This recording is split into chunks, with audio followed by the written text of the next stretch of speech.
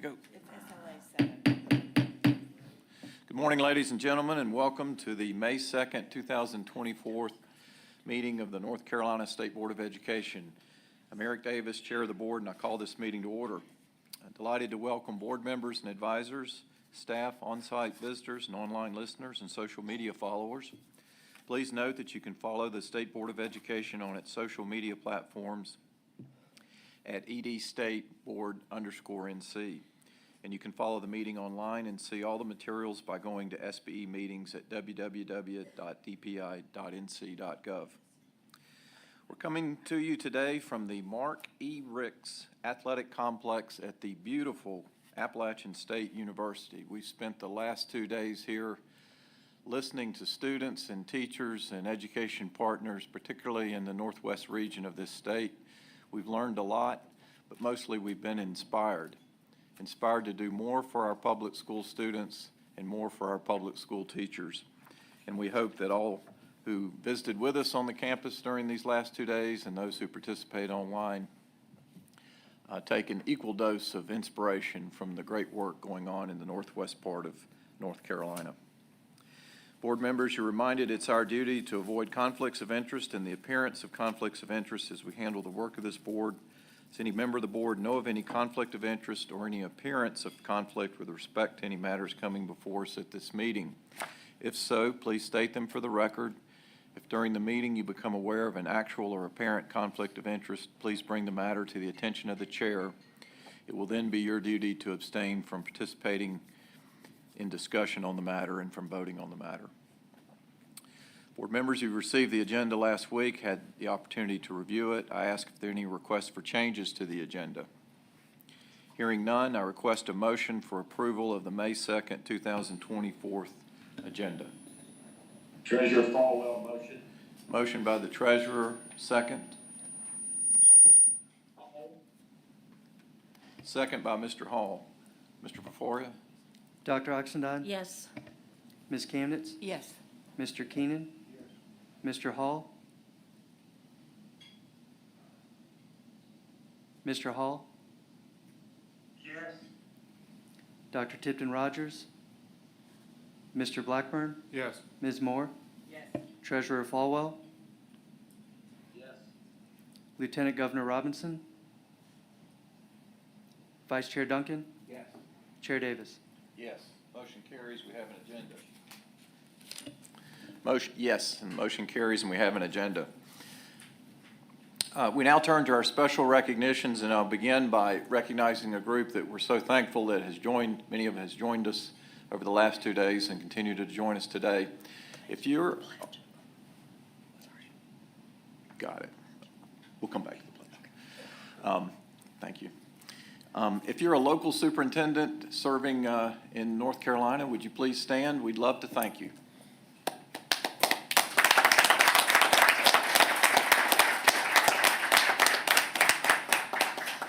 Thank you for your service and all the things you're doing for our students and teachers.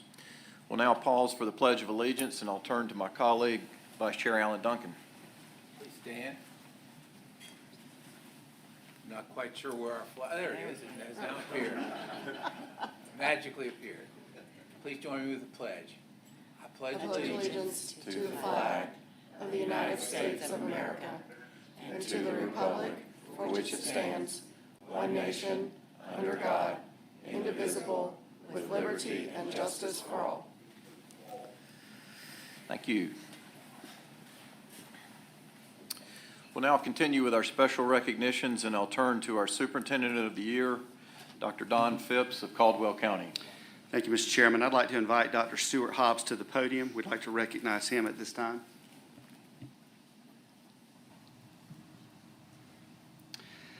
Dr. Stuart Hobbs has worked in education for 39 years, having served as a teacher, coach, assistant principal, director of secondary education, county athletic director, superintendent, and most recently as executive director of the Northwest RESA for the last 5 years, and he has now announced his retirement, and we wanted to recognize him. Dr. Hobbs has worked in 8 school districts over his career, including Pender County, Clinton City, Cumberland, Moore, Sampson, Stokes, and Yadkin counties in Rowan, Salisbury. Dr. Hobbs has over 14 years' experience as a superintendent in North Carolina in Sampson, Stokes, Yadkin, and Clinton City schools. Throughout his career, he has served on numerous boards and committees, including the North Carolina High School Athletic Association, where he served as president for the 2012-13 school year. Dr. Hobbs enjoyed a successful career as a high school coach, winning a state championship in baseball, and most recently a successful high school golf coach for R.J. Reynolds High School with 7 conference championships, 2 regional championships, 5 state top 5 finishes, and 1 state runner-up finish. Dr. Hobbs, today we celebrate you for your years of service and dedication to the public schools of North Carolina, and most recently your leadership in the Northwest RESA. We'd like to give you an opportunity to bring any brief remarks, but congratulations. Well, thank you, state board members, for allowing me to be here and recognize you. I officially retired in 2013, but can't get rid of me, so every time they turn around, I pop up somewhere. I was telling Allison Schaefer the same thing. You never know when I'll pop up, but the wife said it's time to move to the coast and take time and enjoy myself, so that's what I plan to do, but I appreciate it. Thank you for the work you do and continue to promote education in this state. We've got a lot of challenges, and I appreciate the job that you do.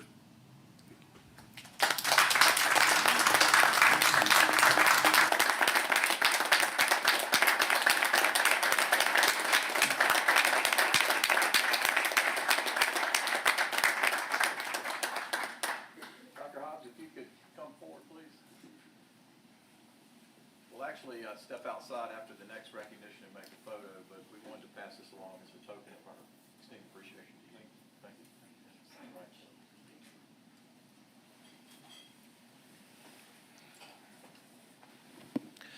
For our next recognition, I'll turn to our Principal of the Year, Dr. Patrick Green.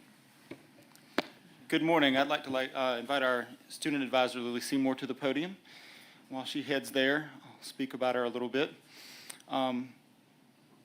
As educators, you don't like to have favorites, but if we're being honest, there are students that stand out. People who are much more mature than their age have much deeper thoughts than you expect. People who are unusually comfortable in their own skin in a time in their lives when you're anything but. And we have had the privilege of having an excellent example of that in Lily with us the last 2 years.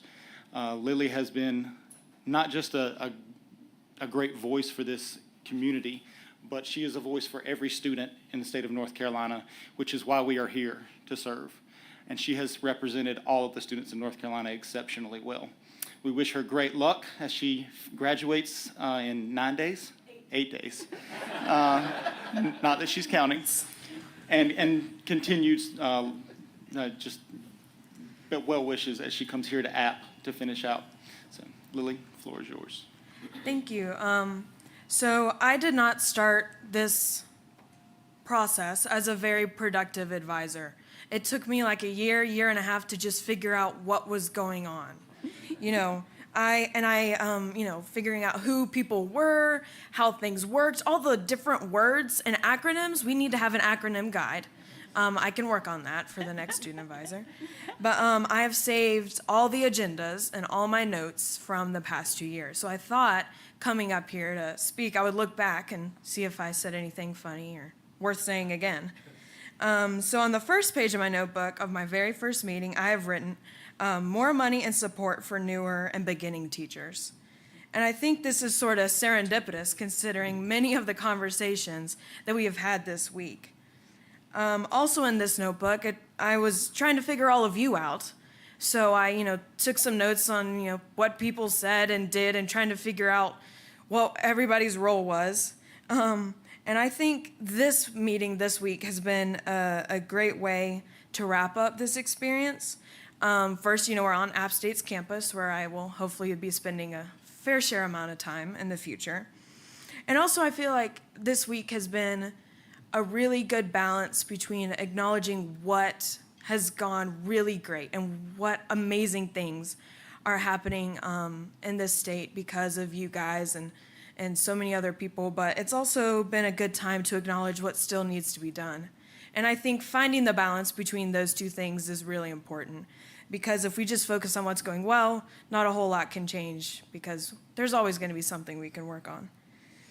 So, in 8 days, I will no longer be a K-12 North Carolina public school student. And, if there's anything I can do to, share my opinion or something, you know where I'll be. So, come see me. And thank you all for this wonderful opportunity to learn and grow. And knowing that these responsibilities of the State Board of Education are held by the people like you allows me to graduate knowing the future of North Carolina public schools, principals, teachers, and students are held in the hands of dedicated and devoted individuals. Thank you.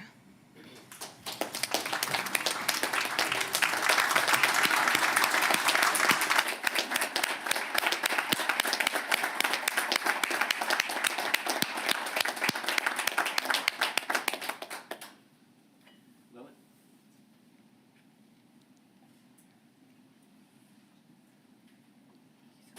It may have only taken you a year and a half, but you're still faster than board members. If we could step outside, we'll make some photos.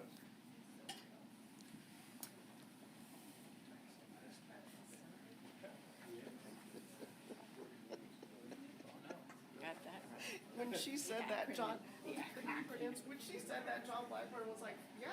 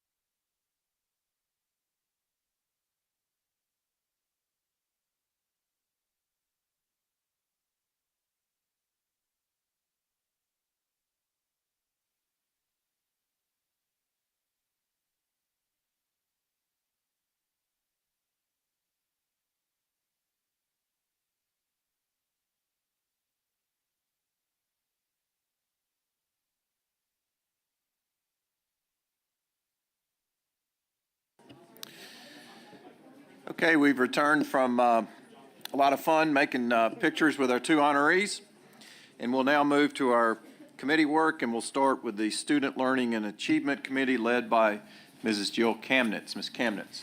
Thank you, Chair Davis. I share the responsibility for the work of this committee with my colleague, Dr. Olivia Oxendine. Today, we have several action items that we discussed a month ago. So I'm just going to sort of briefly summarize each of them, and if we need further discussion, let me know. But there have been no changes to any of the items that, as we talked about them last month. SLA 1 is our annual report from the State Advisory Council on Indian Education.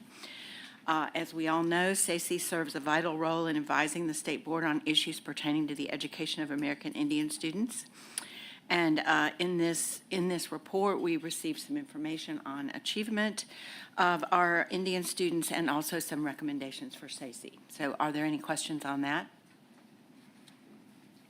The good news in this one was that we are finally going to have a state-level director of American Indian education, so we all should celebrate that. It's long asked for, and now finally we are going to have someone doing that work. SLA 2 is the Excellent Public Schools Act mid-year assessment update. Dr. Ryan went through this with us. As we know, students in grades K through 3 are given a formative diagnostic reading screener 3 times a year, and this report gave us the results of the mid-year screener. This data provides teacher with real-time information to adjust and differentiate instruction and enhance learning or support gaps, and that is just critical for the continued growth of our students. We learned that our students reaching benchmark are outperforming the nation at each grade level, which is great news, and it decreases the need for intensive support for those students. So any questions on that particular update? SLA 3 is permission to revise the English language arts standards. This is a routine part of the process that we follow in our standards revision, and this is just an official approval by the board for the DPI staff to continue with that work.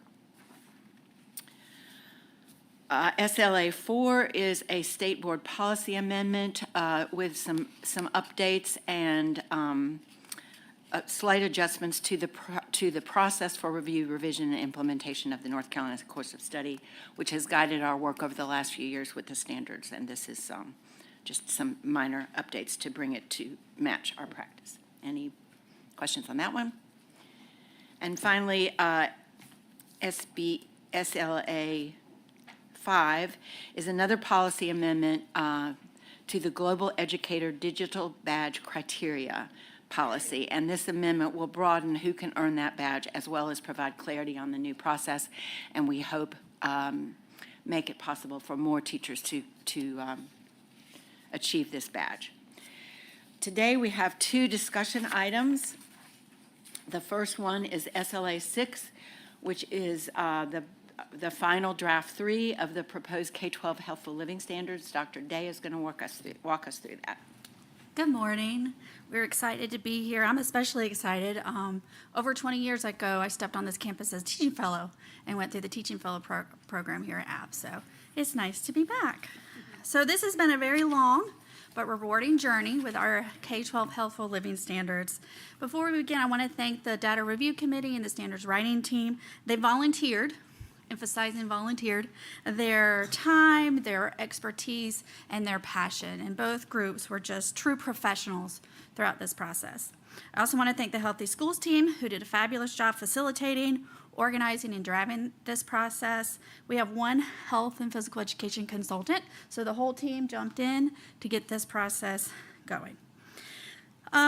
These standards, as you're aware, we come every month to give updates. Were written per the internal procedures manual, following the steps outlined in that manual. Another note is that the standards and objectives within a particular strand, the interpersonal communications and healthy relationships strand, has legislation connected to that instruction. And these standards are that legislation was given to the writers, given to the DRC, and written in compliance with that. All right, so as we get started, we always start with the policy. We have SOS 012 that guides our work. We have been on a long road. These two content areas were last revised and approved in 2011. But with our policy change to SOS 012, that will not happen again. We will stick to the 5 to 7 year process. Internal procedures manual, that is linked if you would like to see the details of our process. And then we always talk about the difference between standards and curriculum. Standards are our North Carolina Standard Course of Study. So today we're talking about health education and physical education. Standards are what students should know and be able to do. And then we have curriculum, and curriculum is how that is done. And that's done on a local level. That includes activities, tasks, books, and that instruction that takes place in the classroom. But today we're talking about those standards, what students should know and be able to do by the end of their grade or course. So as you'll see on the review phase timeline, we started this way back in May of 2021. When we completed some focus groups and interviews, it's been a long road. We were told to stop, pause the process here and there for a number of reasons, one of which being getting the internal procedures manual in place. We wanted to make sure that was in place before we moved forward. So in May of 2022, permission was granted to move forward with revision, surveys were released, and then in December, the Data Review Committee came together and completed their very first report. February of 2023, the standards writing team came together, created their first draft, and then we moved into what we would say is mostly revision, that revision timeline. From June to September, the draft 1 surveys were released for feedback. So we received that feedback, and then in October, they met again, completed their report, the DRC. Writers came together after that in November, and then from December 2023 until January 2024, the draft 2 surveys were released for feedback. And then in March, the DRC met, completed another report, and the writers came together and created this final report, which you have in front of you today. In the DRC report, so this analysis is on draft 2. So we always bring forward some of the data and the graphs. You'll see in these 2 charts that it is talking about the overall percentage of agree, neutral, if they feel neutral about the standards, or if they disagree with those draft 2 standards and objectives. As a reminder, this was just one survey.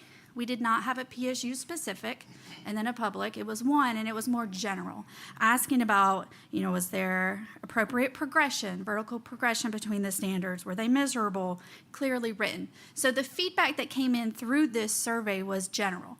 There was not an opportunity to give objective by objective or standard by standard per our manual. We could do that type of survey 100 times, but our process is to get to draft 2, give a general one, and then move forward. You'll see that on this one, over on health, the agree and neutral are the light blue and the dark blue, and then disagree is pink.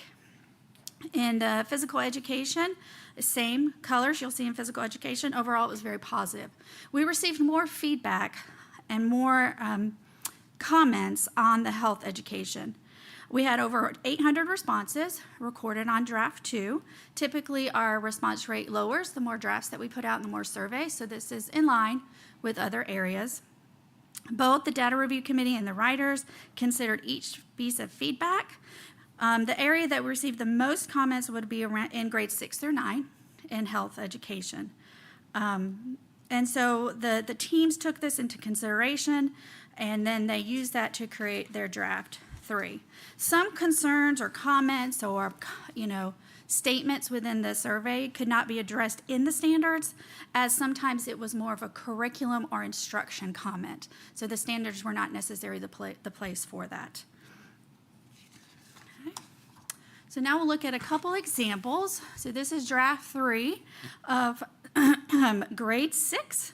One health example. This is the nutrition and physical education strand.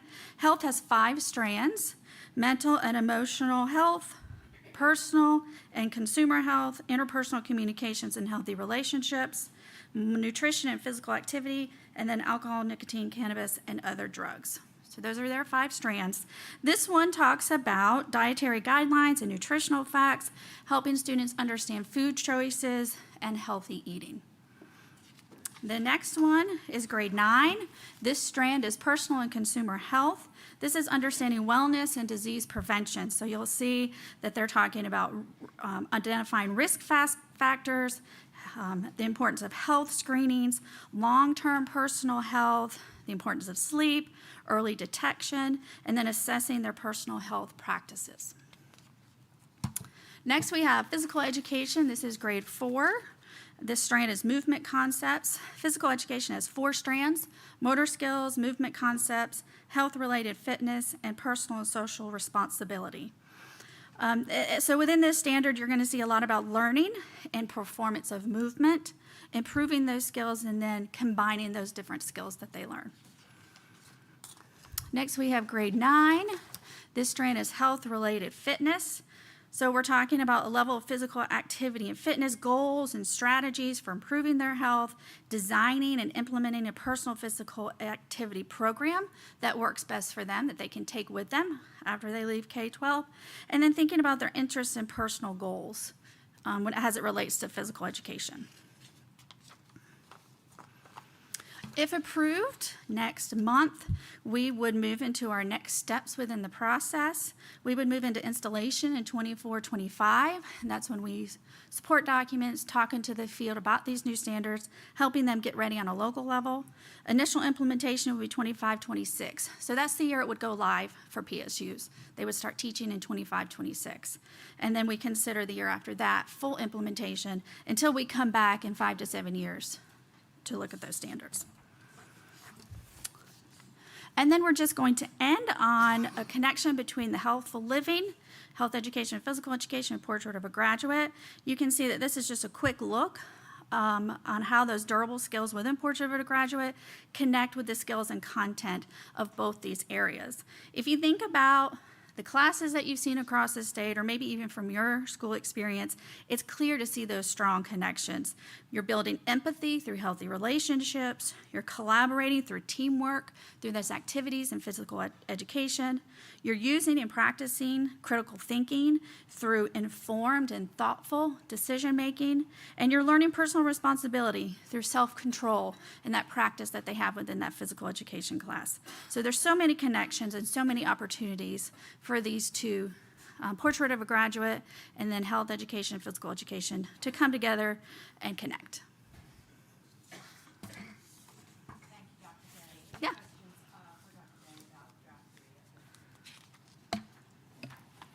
Thank you, Dr. Day.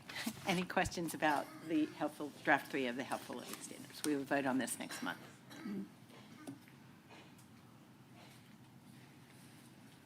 Hearing none, thank you, Dr. Day, and we will move on to SLA 7. I believe Dr. Marr is going to walk us through this one. This is a policy amendment to the state graduation requirements, advanced courses satisfying graduation requirements, and course for credit. So 3 different policies. Yes, ma'am. So good morning, everyone. So I'm here on behalf of Michelle Coltrane and the team that works on policy, K-12 policy, and we have 3 policy amendments for your consideration. So we can kind of move forward, Ruben, thanks.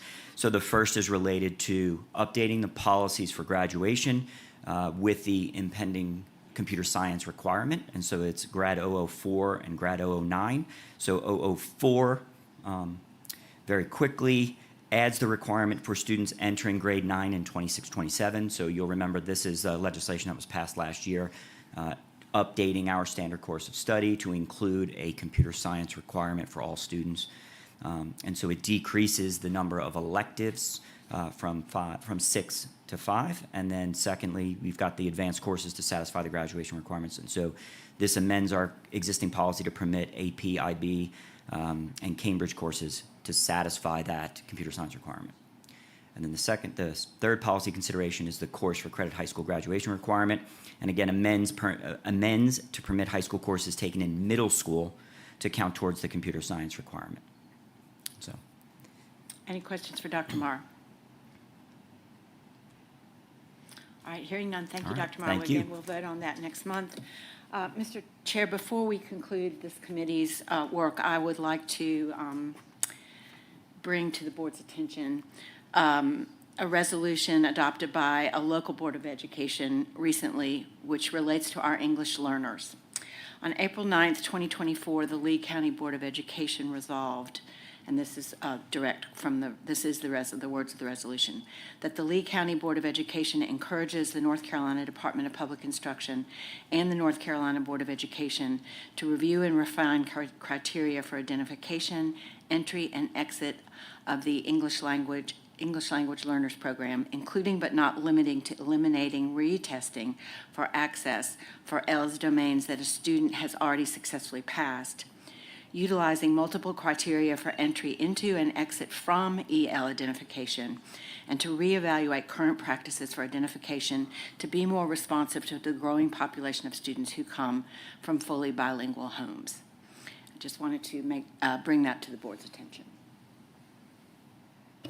Thank you, Ms. Kamnitz. I appreciate Lee County bringing this suggestion to us and Ms. Kamnitz bringing it to the board. I think the appropriate response, Mr. Fafaria, if you could do some initial research into this matter and particularly concerning the board's policies and specifically around the policy TEST-011, and then work in partnership with Dr. Mayer to convene your team and provide an update to our board and any proposed policy revisions to respond to this resolution. You have any comments? Yes, sir. No, so that sits within two different groups within my team, within my division, and so I'll have those groups come together and bring some recommendations to the board. Terrific. Thank you. Anything else, Ms. Kamnitz? That concludes our committee work. So SLA is bringing us 5 items, SLA 1 through 5, for our action agenda this later today. Next, we'll turn to our Healthy Responsible Students Committee led by Mr. Reginald Keenan. Mr. Keenan. Thank you, Mr. Chair. Mr. Chair, myself and Mr. Wendell Hall bring one discussion item before the board this morning. It's RS1, it's SB policy amendments, athletics, and also the adoption of new SBI policies. And I think Mr. Collins will take us through that, if you would. Yes, sir. Thank you, Mr. Keenan, and good morning, everyone. At this point, I think we've been talking about athletics long enough that Netflix is ready to do a spinoff series. But fortunately, we are close to getting things in order. Back in March, the Rules Review Commission did approve the new rules on interscholastic athletics for the 24-25 school year, so those will take effect July 1st. What you have before you are conforming updates to the state board policies, and these amendments merely reflect what the board has already adopted in rules, so unless there's any questions, that is all I have to present. Any questions or comments? If not, that concludes the presentation, Mr. Chair. Okay, thank you, Mr. Keenan. This item will be back before us next month for action consideration. Thank you, Ryan. We'll now move to the Educator Standards and Practice Committee led by Dr. Olivia Oxendine. Dr. Oxendine. Thank you, Chair Davis. I am Olivia Oxendine. I chair this committee, and joining me in that responsibility is Dr. Donna Tipton-Rogers. We have 4 items, action items, that are coming before the board today for action later this morning. And I see that Dr. Tomberlin is coming forward to present the very first one. And this has to do with the report that is due to the North Carolina General Assembly, the state of the teaching profession. Just do some highlights of that item.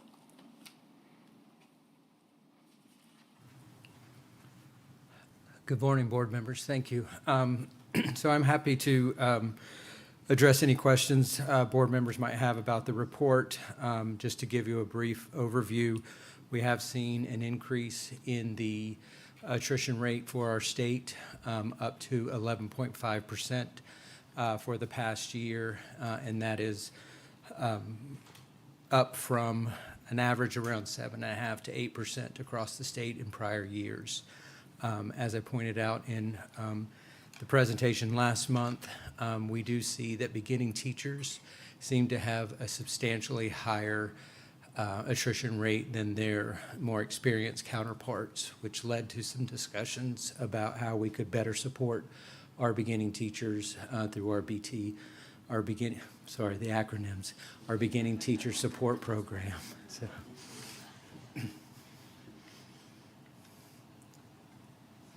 Are there any questions?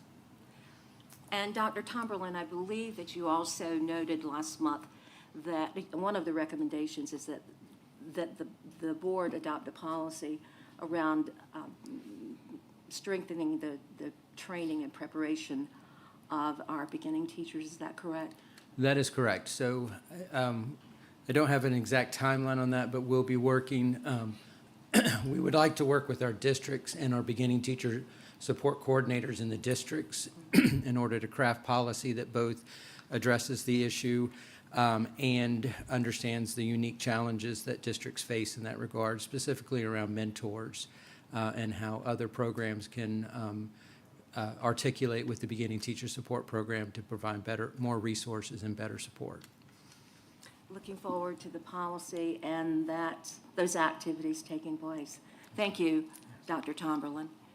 And we will move on to ES&P 2. This is going to be presented by Mr. Ryan Collins, and he's coming forward. And I think that also segues to ES&P 3. Yes, Dr. Austin, I'll be addressing both of those items together. So last month, I shared with you all that the Rules Review Commission had objected to the rule that would amend the standards of professional conduct based on the provision that you see highlighted here on the screen. In summary, that provision holds that professional educators are expected to maintain high standards of personal conduct and character and to serve as positive role models. That's been part of the standards since they were first adopted in 1998. The RRC concluded that this provision was impermissibly vague and recommended either amending it to provide more specificity or eliminating it altogether. After internal consultation within the agency, we are recommending that the board simply remove this provision from the rule in order to allow the other amendments to go forward. Now, to be clear, this is not intended to say that the board no longer holds an expectation of high standards of personal conduct for educators. As part of the recommendations, we have also refashioned that provision into a standalone paragraph at the end of the new policy, Eval 035, which is the corresponding policy that will house the standards of professional conduct. This makes clear that the board continues to hold this expectation as a statement of policy. The rule is primarily used to enforce the standards of professional conduct as a basis for disciplinary action against educator licenses. And myself and the others on the legal team believe that other provisions of the rules are sufficient to address this type of conduct that the objected to provision might otherwise have addressed. Indeed, at least in my time working with this licensure discipline process, we've never relied solely on a violation of the personal conduct standard as a basis for suspending or revoking a license. So the substance of that has been captured in the policy amendment that is included in Eval 035, but we're simply removing it from the rule as a correction to that. So it is therefore recommended that the board approve the recommended amendment to Rule 16 NCAC 06.0602 with the expectation that that will address RRC's concerns and they will approve the remainder of the amendments to that rule. It is also recommended that the board adopt the conforming changes to the state board policies that were up for discussion last month. Are there questions? Hearing none, thank you, Mr. Collins, and we will move on to ES&P 4. This is SBE policy amendment. Is that still me? Pardon me? Is that still me? Oh, I'm sorry. Okay. Getting ahead, I apologize for that. Then the next item. Oh, that's it. So I took 2 and 3 together, so I just didn't see the agenda, so I'm good. Thank you. Thank you. And we will go on to ES&P 4, SBE policy amendments. This pertains to career and technical education. And Dr. Tomberlin has that item. So this was, this is a CTE manual policy change. CTE is not represented today. I'm happy to take any questions that you might have. I want to be clear that I'm not the expert, but they felt that there were no questions last time, so, but I'm here to help if anybody has any questions. Are there any questions? If none, thank you, Dr. Tomberlin. Sure. And we will move to our discussion item. Dr. Tomberlin, are you doing this item as well? Yes, ma'am. So this is a policy change to LICN 003, which is our testing policy, and we have some vendor updates for some of the from the licensure exams, and I'm going to walk through very briefly. Those cover the social studies exam. There we go. So the social study content knowledge exam. So this is a comprehensive license, the social studies license, which allows the educator to teach those subjects listed below. Each of those individual subjects also has their own praxis, but this is the general content knowledge test. And then the praxis for technology education and the praxis for family and consumer science. So not a lot to say about these. These are vendor updates, so we give our general caveats that these are revisions to the test, and as a result, the cut score can change based on their standard setting. It does not generally reflect a increase or decrease in rigor. Regardless of whether the cut score is higher or lower from the previous exam, it doesn't represent a change in the rigor of the assessment. It's just a function of the scaling. And so those new cut scores are presented for you. I'm happy to answer any questions. The way this happens is when we sunset one test, we often provide a sunset period from the end of that test that licensure will accept that test for a period of time after it's sunset and or accept the new test. So there's this intervening period where the educator, should they take either of those tests, we will honor it for that period of time. I have pointed out to our staff that should probably be articulated in the policy what that window is, so there's clarity around when one ends and when one begins. So we will be bringing back LICN 003 at some later point to make those clarifications, but these are the recommendations from the vendor on the cut scores. All right, very good. Any questions? I did note the effective date for those three areas would be August 31, 2025. Is that correct? And they'll stay in place for 3 years? So, well, yes. So technically, the sunsetting of one test should be the day before the implementation of the other, and then we articulate what that overlapping window is, and that's what we'll do in the cleanup to this. But for right now, yes, we'll accept, according to the policy, we'll accept the former test until August 31st, 2025, and then we'll come back with a general cleanup of this LICN 003 policy to clarify what those windows are for all tests. Okay, very good. And I also note that the testing cut score has been changed from, or did you mention that? Marketing has changed from 169 to 156 to get to the mean.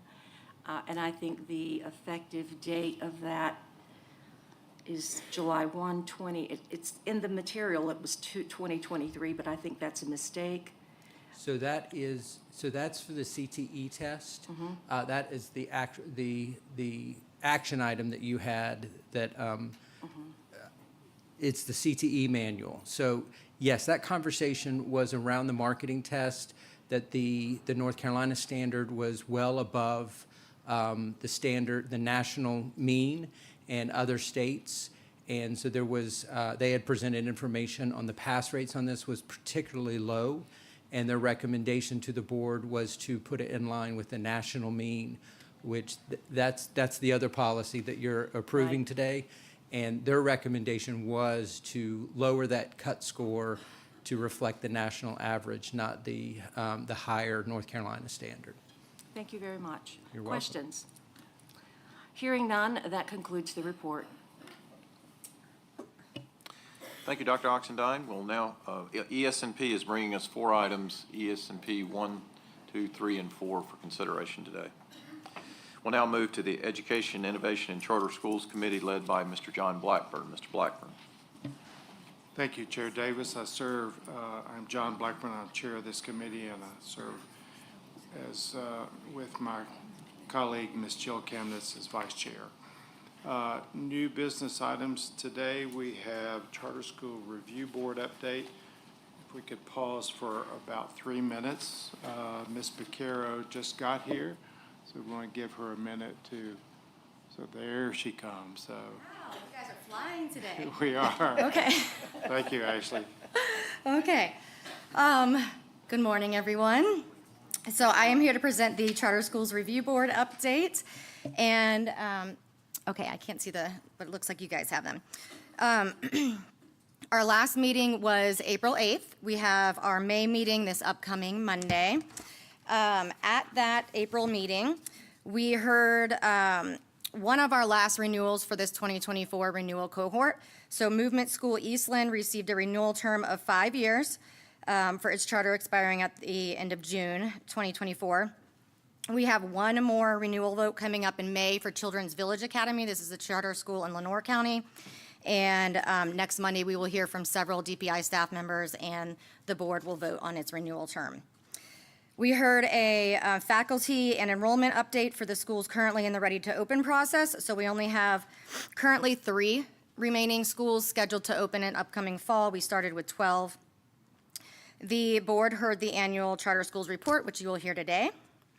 And then finally, we had several application amendment requests. So an application amendment is when a charter school is seeking some type of revision to its original charter application. 2 second-year delays were approved. They are now scheduled to open in fall 2025. We had a mission statement revision approval, and we had 2 enrollment requests. One was approved and one was denied. This is for a school that is seeking to increase its enrollment over 20%.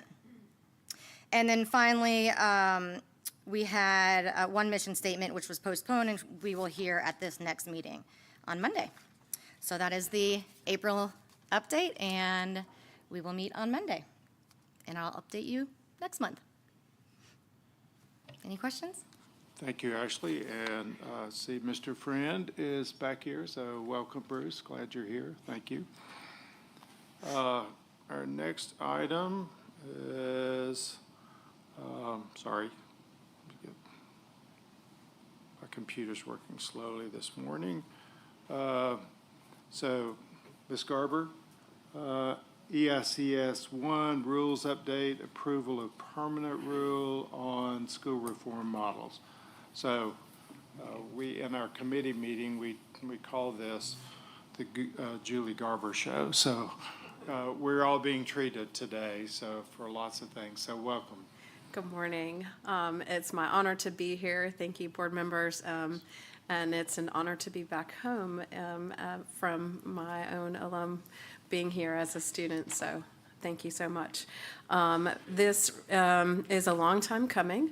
As long as I've been in this role, I know that this rule has needed to be established, and I want to thank our legal counsel for their help this morning. It's been very appreciative.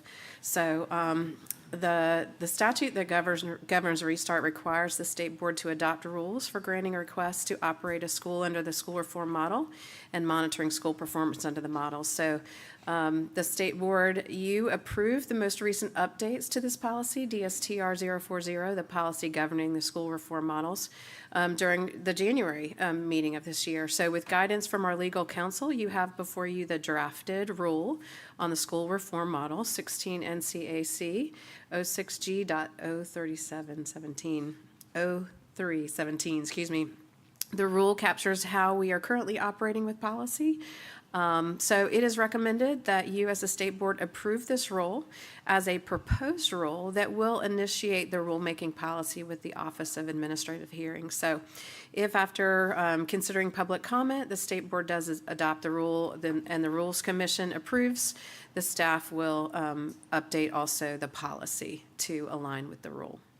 So if there are any questions. So this is action on first read. So does anyone have any questions? Hearing none, thank you, Julie.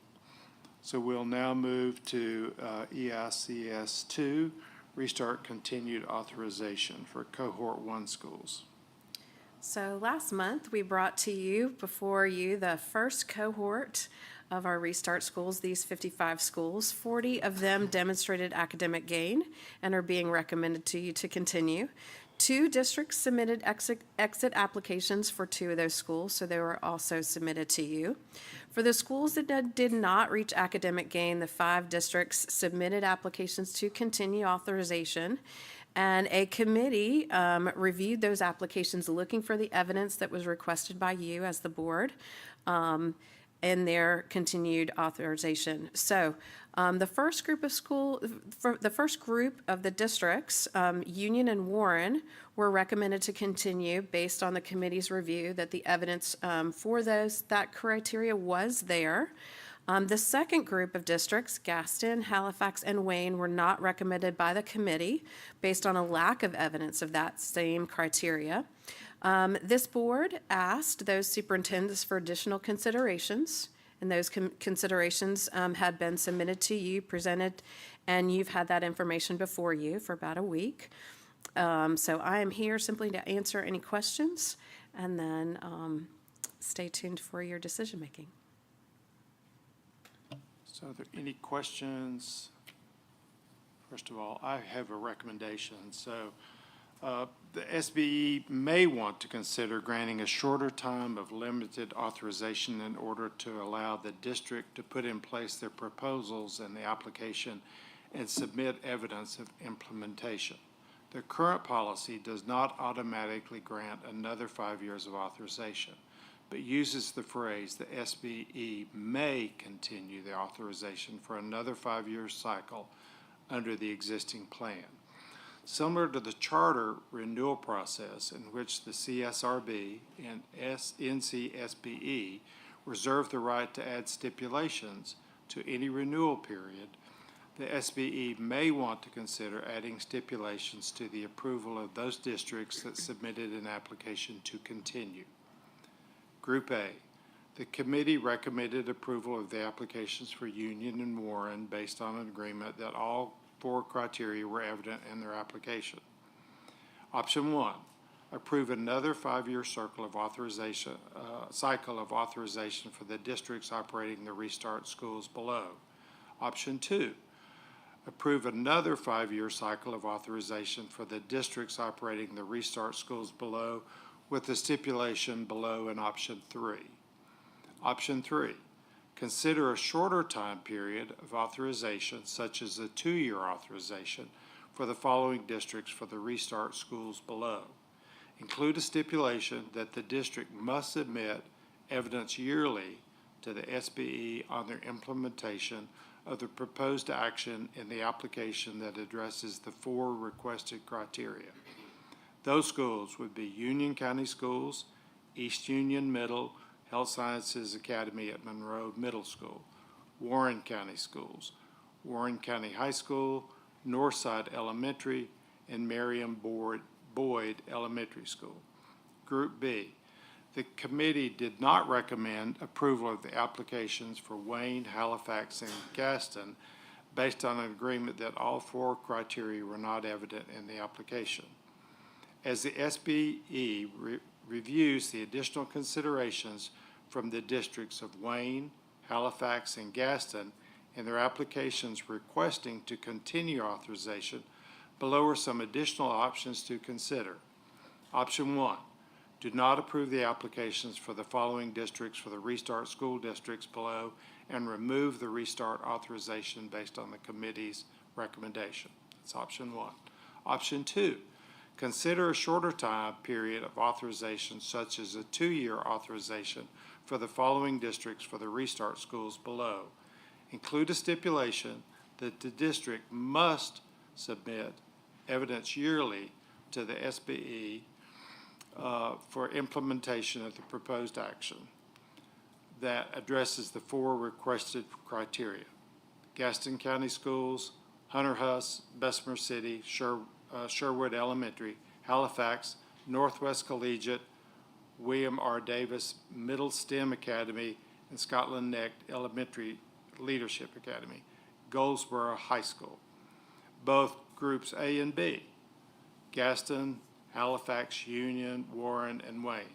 For all 5 districts which had schools that did not reach academic gain, consider granting a shorter time of authorization, such as 2 years. Include a stipulation that the district must submit evidence yearly to the SBE on their implementation of the proposed action to the application that addresses the four requested criteria. Factors to consider. The schools in Cohort 1 were designated low-performing for 2 out of the 3 consecutive years. The districts with schools which did not reach academic gain were required to reapply. The EICS committee requested the following criteria below to be included in the application to reapply.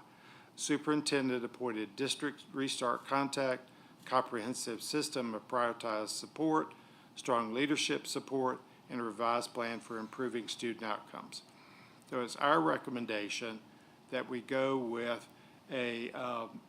so we would adopt,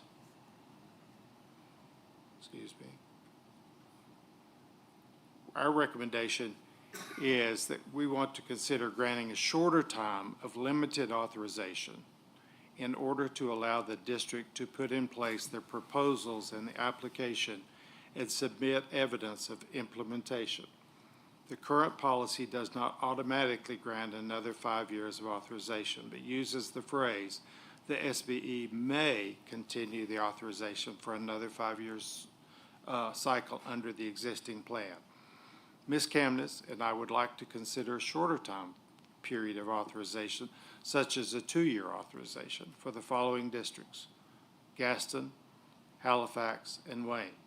We'd also like to include a stipulation that the districts submit a yearly evidence to the state board on their implementation of the proposed action in their application and how implementation is going to address the 4 criteria laid out by the board.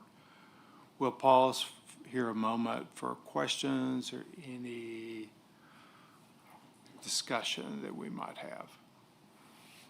Mr. Vice Chair. 2 questions. Saw the letters from the superintendents of the 3 districts that were not to be renewed. Has the department changed any of its recommendations based on the additional information provided in the letters with respect to the efforts that are being made and intended to be made by those districts? No, sir, we have remained with the original process, and as the recommendations, as you as the board requested those additional considerations, we were allowing you to review those and consider that. So we honor your review of that material, and if that additional material helps you make those decisions, but we did not decide to go back and review and bring that committee again together with that information. So does that mean we're moving forward just based on what's been sent, but not based on any further consideration by the committee, taking into account what the superintendents have raised as the additional important things to consider? That is correct, sir. We were under the understanding that the information was for you and for your discussion. We did not reconvene that committee. Okay, second question. We have had explained to us in some detail over the years why 3 years was an appropriate time for the lowest period of renewal for a charter school because of the things that need to be done to be completed with the time in the time frames. Is the contemplation that the same type of work would have to take place with these restart schools that makes a 2-year period, as has been said before, too fast for the charter school application process, or was the 2-year process selected, or 2-year time frame selected because there are enough differences to justify that difference in timing? The 2-year time frame was decided that they would have sufficient time to in their progress to come back and demonstrate progress and put those pieces in place that they have submitted in their proposal. It is, I think, we have been monitoring the schools, and this possibility of monitoring the districts, these particular districts, allows a tighter monitoring for you of what the district is doing to prioritize that support. So I think, based on, we felt like 1 year wasn't sufficient and 2 years was fair. Okay. My question really was to reconcile why 3 years for charter schools makes sense, but a different time period is consistent with that and makes sense for the restart schools. If I may, we'll get back an answer with that. I think we need to circle up. It's not under Ms. Garber's purview to be able to answer that question. Ms. Moore? A wonder that turns into then a comment. The wonder really is about the mechanism for which, if we determine that additional information that needs to be reported on annually, would that happen as a part of the school improvement plan process that already has to occur, that is due sometime in December? Could it be added to a process that's already in place rather than a separate process? So that they're tracking all of it together and not feeling like, you're adding a dimension to work they're already doing as opposed to two separate tracks.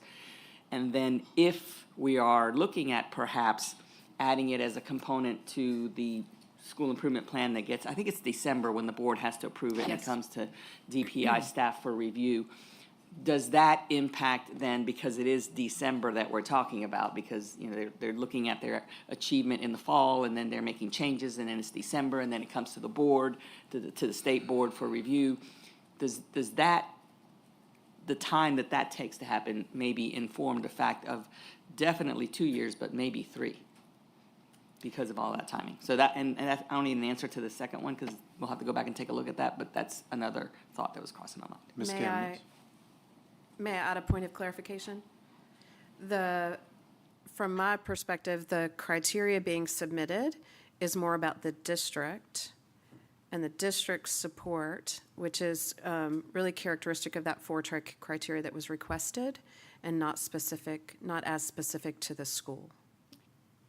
Could it, and so then maybe it could be that the district provides a cover letter for all of their restart schools when they submit those December. I'm just trying to figure out a way to make it parallel. So that it's not looking like 2 different activities and more sort of, we ask a lot of our public schools, and so the extent to which we can flow an additional need into existing processes could be helpful. So maybe it becomes something that the district puts as a cover letter with signature of the board chair and the superintendent, in addition to all of the school improvement plan revisions that are submitted in December. Thank you, Ms. Moore. Ms. Kamnitz? I think, just in my mind, what we're talking about here is pretty specific to whether the district is supporting the use of the restart flexibilities in these schools. So it's pretty specific, and that's really what we're judging this on, are we not? Correct. So what they're going to be submitting is, here's how we are supporting these 3 schools or 2 schools, or in making sure that they are effectively using the flexibilities that have been granted to them. Thank you. I'm sorry, Ms. Oxenden. Dr. Oxenden. I can never remember to do that. With respect to the 4 criteria, I need to look your way. It's okay. Implementation. Must that implementation be completed at the end of the 2-year, or will that be ongoing? Would that implementation be underway? The suggestion of submitting the criteria, that those things that they have proposed to meet your criteria, if you go ahead, if you move forward and approve them, those should certainly be put in place. Right now, they are proposed as in the application, but what the idea is yes, you have proposed it. Please share with us how you have implemented it. And I believe the suggestion was that it would be a yearly submission. And we can certainly consider making it streamlined.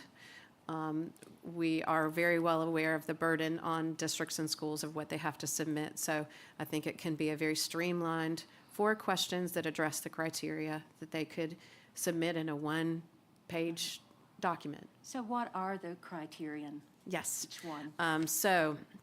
A superintendent-appointed district restart contact with executive-level decision-making of authority and influence. We have found that it is critical that the person in the district supporting restart is an advocate and that they have the authority to speak with the superintendent, with HR, with CFO, and have those decision executive-level influence to be able to advocate for these schools. Sometimes we don't see that. And so that was the decision-making there. A comprehensive system of prioritized support to the schools is evident.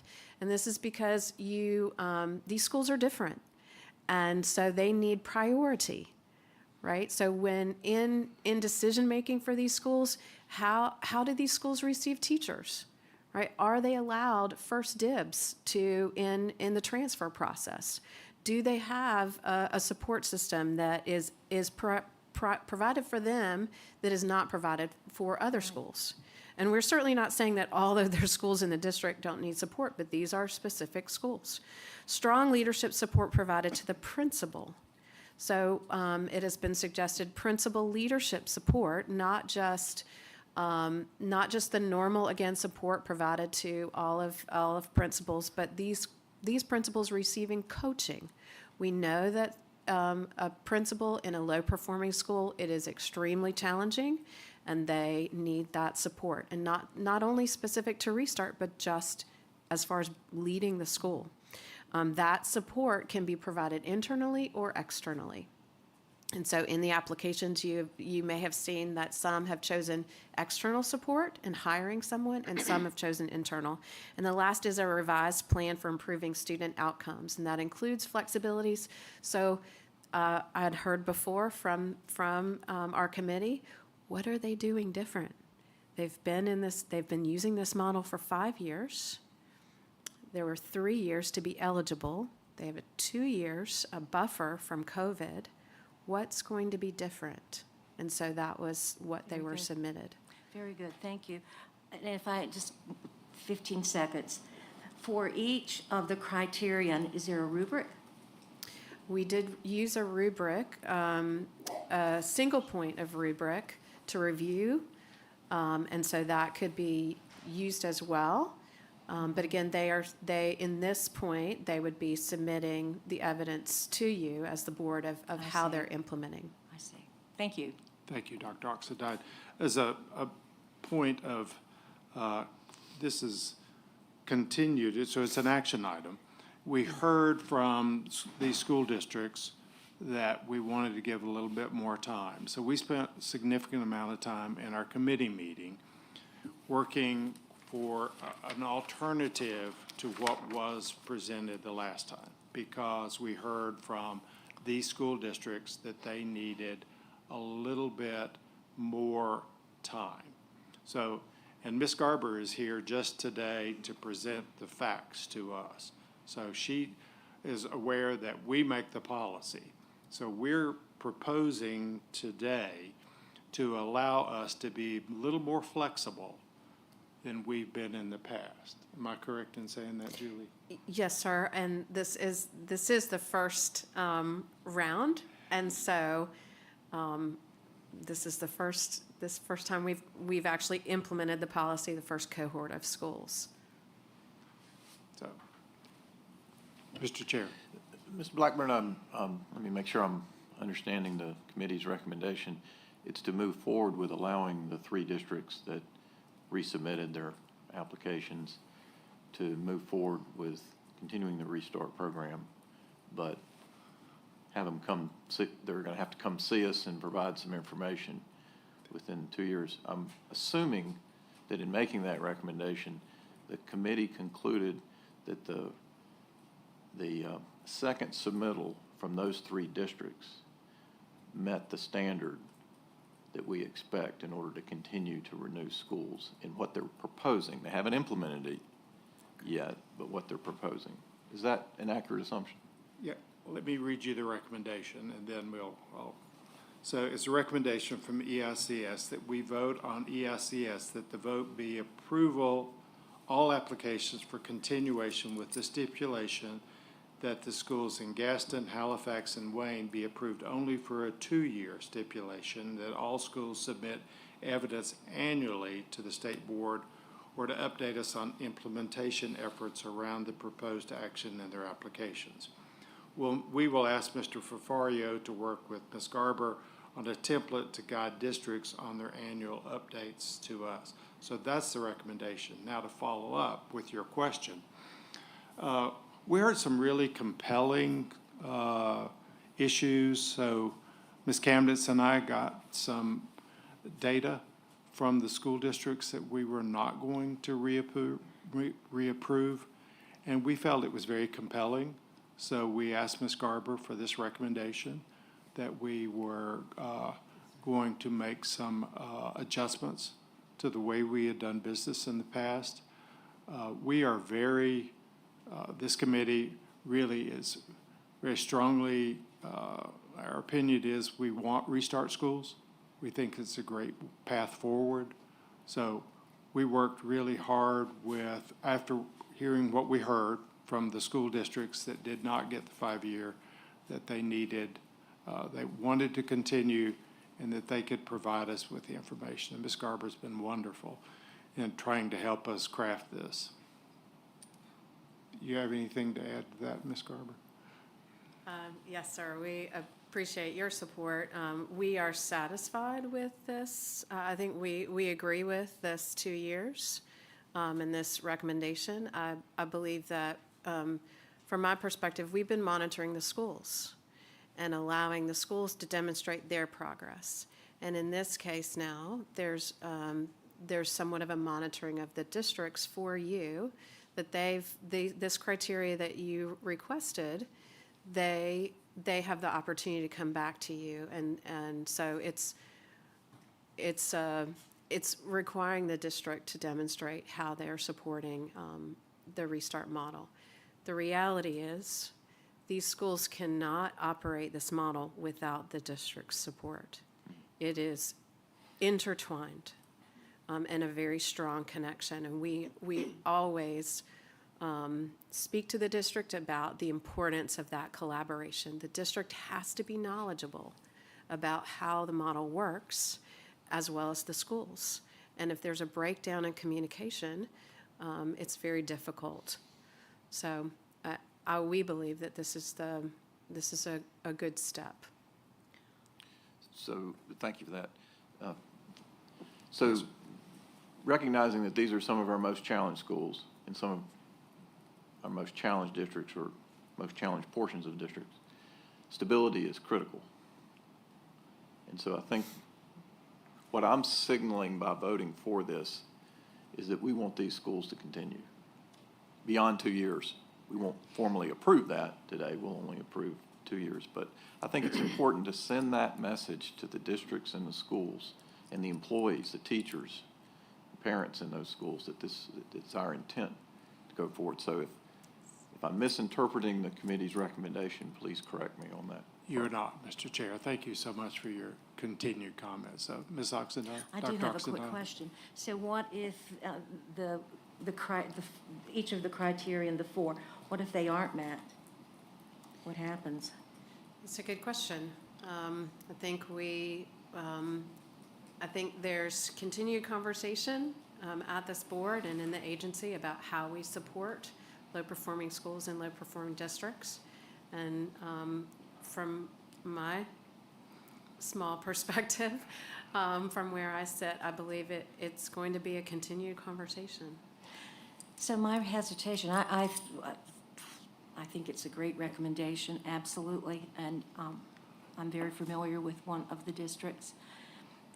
Talked to the superintendent, and that district can make this happen. But I do think, for clarity, you just said, that the what ifs, that needs to be spelled out somewhere. I think it needs to be clear that if it's just ongoing conversations, support to help them get on track with the criteria. I believe that needs to be worded in some way. my last statement is that Mr. Fafario is going to work with. Is Ms. that Garber. right? Yes. That's So, good. Yes. Make it clear. Vice Chair? Just as a follow-up to that, would it be appropriate to, you said Mr. Farr is going to work on that. I wasn't quite sure what that was. Would there be board policy changes that would be necessary with respect to Restart Schools? If you're looking at this on an ongoing basis, this is just the first cohort, you want to set some form of consistency. Yes, sir. Just to make my final point, which is why I'd like to know more about the 3-year versus 2 years before we actually vote on this, if we're essentially setting a precedent for policy going forward, which would be written consistent with whatever we decide. We talked about that, Vice Chair. The reason that we are, because there's a timeline, right, Ms. Garber? So we need to sort of move forward because, so can you explain that to my fellow board members? Yes, sir. We are in May.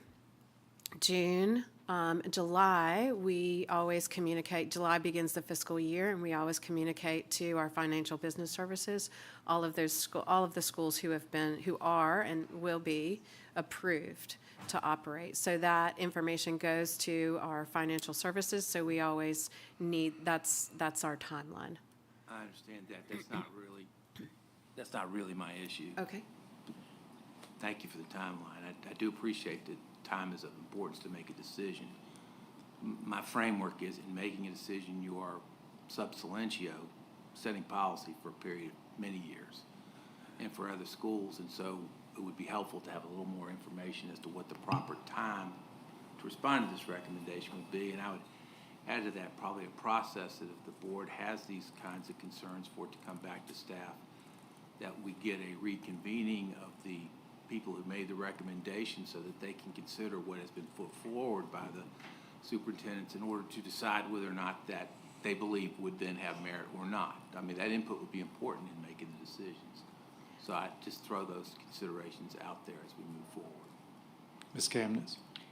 I just was going to add, which I think addresses a little bit some of these comments that have been made. We also in committee and with Dr. Garber and Mr. Favara had discussion about the fact that this is the first time we have had restart renewal decisions to make. And so this is our first effort to get the process in place.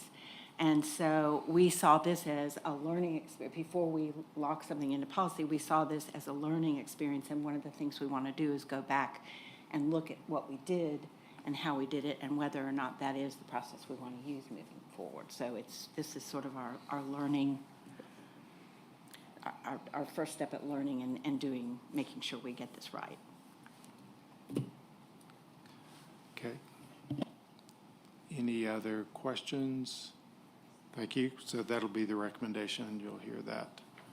So, Chair, you'll hear that recommendation. So the next item is submission of restart applications. Ms. Garber. Yes, sir. So in addition, last month you heard about the new applications that have come before you.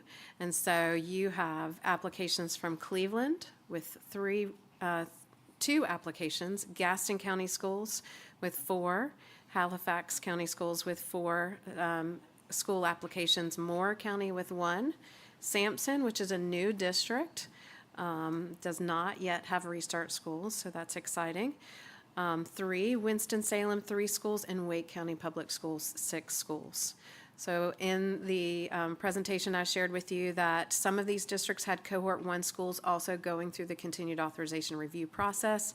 And the districts with cohort 1 schools are Cleveland, Gaston, Halifax, Winston, and Wake. Are there any questions regarding that? Hearing none, thank you, Ms. Garber. And our final discussion item is Craven County request, well, there's two discussion items. So Craven County request to remove restart authorization for Havelock Middle School. So, Yes. Ms. Garber. So the superintendent of Craven County Schools submitted a restart application for Havelock Middle School last year, requesting a planning year and the first year of implementation coming up during this 24-25 school year. That application was approved by you last May. But in your materials, you have access to a letter submitted by Superintendent Dr. Wendy Miller, and she is requesting actually the removal of this authorization. The district has been in the planning process and recently received a grant to expand a new middle school in the Havelock area. And so their plans include consolidating Havelock Middle into Tucker Creek and the closure of Havelock Middle campus. And so that is the rationale that they have submitted to you on why they would like to request the removal of that authorization for Havelock Middle. They'll be closing that school. So this, of course, is for your discussion. Are there any questions? I think that one's pretty easy. Thank you, Ms. Garber. We appreciate you. Thank you so much. Thank Our next item is 2023 Annual Charter Schools Report. Hello, Ms. Piquero. Welcome back. All right. So this is Ashley Piquero with the Office of Charter Schools, and here to present the 2023 Annual Charter Schools Report. We report on the current status and the past academic year of charter schools every year at this time. And we're going to start with an overall picture of charter school enrollment as it stood during the previous academic year of which this report focuses. For the 22-23 school year, over 10% of public school enrollment was in North Carolina charter schools, serving over 145,000 students. The Office of Charter Schools collects waitlist data from charter schools each year. While figures could include duplicate students, this year's figures do show that 169 out of 210 operating schools from this current academic year reported waitlists totaling over 85,000 students.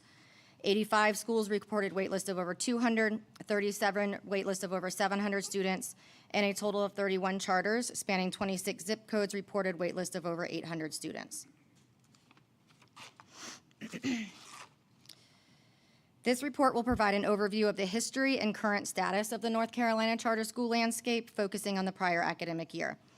The Charter School Act codified our North Carolina charter school system in 1996 with statutory language to accomplish 6 objectives seen here and which are discussed in each charter school applicant's application and during the monitoring and renewal processes for charter schools. The North Carolina Charter Schools Review Board, formerly the Charter Schools Advisory Board, authorizes charter applications within the state, and per statute, the Office of Charter Schools serves as staff to that board. This last legislative session, House Bill 618 converted this Charter Schools Advisory Board to what we now call the Review Board. The Review Board authority includes the approval of charter applications, approval of material revisions, which we often call amendments, and the renewal of charter agreements, which you've heard a lot about in these last few months. House Bill 618 defines the role of the State Board to have the following duties: rulemaking, funding, appeals, and accountability. The legislation created a new right of appeal to this board in regards to charter school review board decisions. So a school that is not satisfied with a decision of the charter board can now appeal to your board. This next slide shows our current charter board composition. It's composed of 11 voting members holding a variety of charter and professional experience. The majority of our current members actually operate charter schools in the state currently and have decades of experience doing so. Since last year's report, the charter sector has experienced significant legislative changes, so I'm just going to briefly discuss some of those that are having the most impact on our work. As you know, we have an advisory board, now the review board. There was language in some of the legislation that does not allow impact statement consideration, so our office formally would solicit impact statements from LEAs in regards to a pending charter school application. We no longer do that, as that is no longer allowed to be considered. Subgroup performance is now explicitly allowed to be considered in renewal terms for charter schools when we're looking at academic comparability. Previously in legislation, there was an enrollment max for non-low performing charter schools. This was set at 30%. So a school that wanted to enroll over a 30% increase the next year would need to come before the board and request that. That has been removed completely. However, the 20% enrollment max for low-performing schools still remains. However, the language has changed. Previously, they could not make a or they could not make a request for over 20%. Now they can make a request. That request goes to the charter board. And last month, we had our first request. One was denied and one was approved. Parents' Bill of Rights, everyone here is familiar with that. That does apply also to charter schools, and we've been, along with other staff and DPI, providing guidance and training on adhering to that.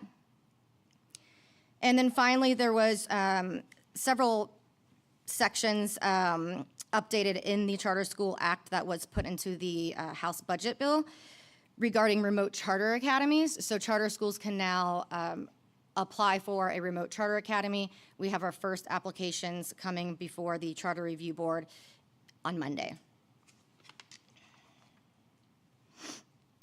The Office of Charter Schools is administratively located within DPI. Per statute, we serve as staff to the Charter Board and as a state authorizing office.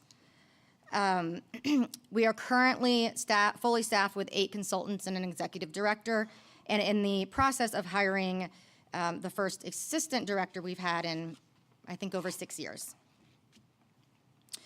With the recent addition of staff, we have restructured into 3 teams to focus on our main areas of work. That's the authorizing team, accountability, and external support. You can see here on the slide how the 12 workflows are organized within these teams, and in the annual report itself, there's more information about what each of those workflows, what kind of duties they manage.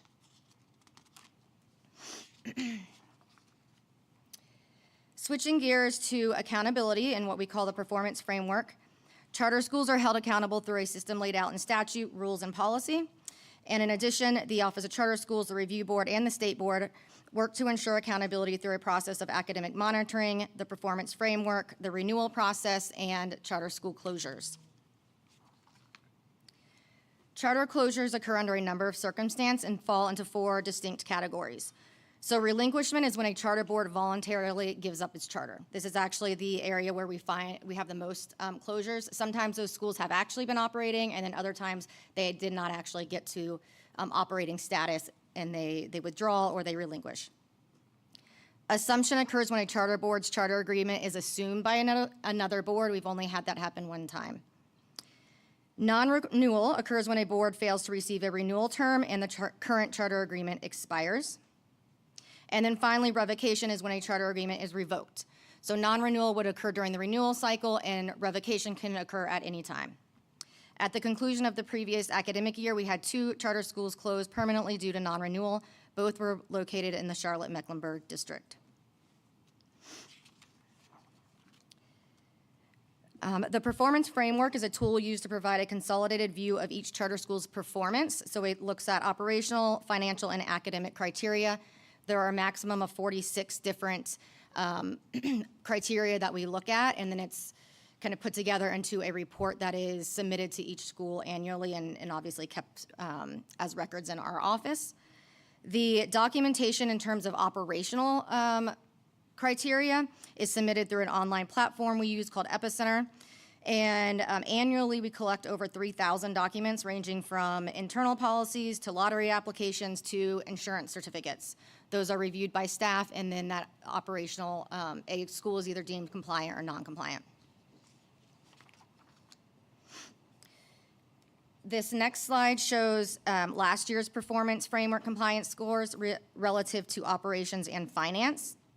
The academic criteria is pulled directly from state accountability, so we don't actually create that, those criteria. We pull it from the data. Operational is reviewed by staff, and we also have external partners such as nurse consultants with DHHS who review health and safety standards. And then the financial compliance comes directly from the Division of School Business. All right, looking at charter growth. For the decade following the year 2000, there was a cap, and we saw little growth in terms of the operating schools. However, we can see kind of that star indicating 2011. That's when the cap was lifted, and charter schools the number of charter schools has more than doubled. For this Last academic year, which this report focuses, we had 206 operating schools, and we currently today have 210. If we narrow in on charter enrollment, rather than the number of schools operating, we can see that from 2019, and this is point-in-time data, so this is pulled from federal data as of December 1st of each year. So December 1st, 2019, there were 115,689 students enrolled in charter schools. Within a few years, looking at December 1st, 2023, we are now just under 145,000, showing nearly 25% growth from December 2019 to December 2023.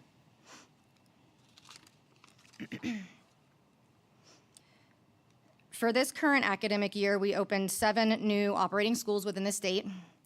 3 are scheduled to open this upcoming fall. If they get approval by the Charter Review Board, they will go for their final review in June.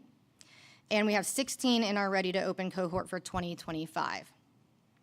That is because many of the schools have delayed at least a year, sometimes up to 2 or 3 years, and so they're pushed into the next cohort, and so our 2025 cohort is quite large. For the 2023 charter application cycle, we received 15 applications, and 8 were approved on standard timelines, which sets their projected opening at 2025, fall of 2025. Our charter school portal did close last Friday. Staff is reviewing applications for completeness. They have to be deemed complete and given a correction period if they are not before they are submitted to evaluators and to the charter board. And we had a total of 14 applications 14 applications submitted.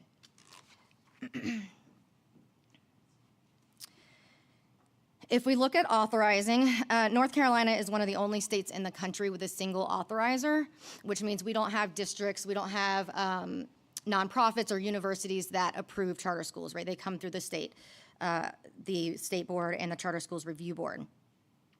OCS serves as the state authorizing staff, so we create, implement, monitor, and support the entire authorizing process from application creation to the final to ready open status. During the ready to open status, schools are trained and prepared to open. And once operating, then the OCS kind of switches into operation gear, and we support their operations and monitor their compliance and their performance. The Office of Charter Schools supports both non-operating charter board applications, or charter boards, through the application process and through ready to open, and then the 210 operating schools we have. A national review of authorizing offices shows that 80% of authorizers have a ratio of no more than 10 schools per full-time employee. OCS currently provides a ratio of over 26 schools per consultant. If you add in the schools that we support during the ready-to-open process, it's closer to 29 schools per consultant. So charter school demographics, who are the charter schools serving? This slide shows the ethnicity and racial data for the 2022 school year in both charters and traditional public schools. Charters are seen in blue, and traditional LEAs are seen in red. As you can see, the charter traditional demographics are fairly similar in the state, with the largest difference we see in the Hispanic population. Charters enrolled slightly more Asian students, Black students, students identifying as 2 or more races, and more white students.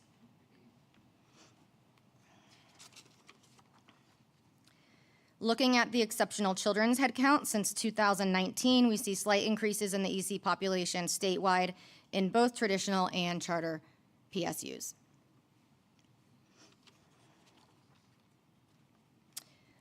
For English learners, we continue to see an increase in English learners statewide, with traditional public schools enrolling twice the number of those enrolled in charters. This next slide shows trend lines for economically disadvantaged student enrollment within charter schools. As of June 30th, 2023, charter schools enrolled 52,333 economically disadvantaged students, or 37.88% of charter students. This is a nearly 99% increase from the 2020 headcount of 26,299. You can also see a large increase in traditional LEAs. Some of this increase is most likely attributed to the fact that categorically eligible status now includes children who are Medicaid recipients. So whether you're a traditional or a charter public school unit, those children that are receiving Medicaid services are counted as economically disadvantaged. In addition, we know that many NC Access charter schools increase their EDS population through the grant program and the use of a weighted lottery.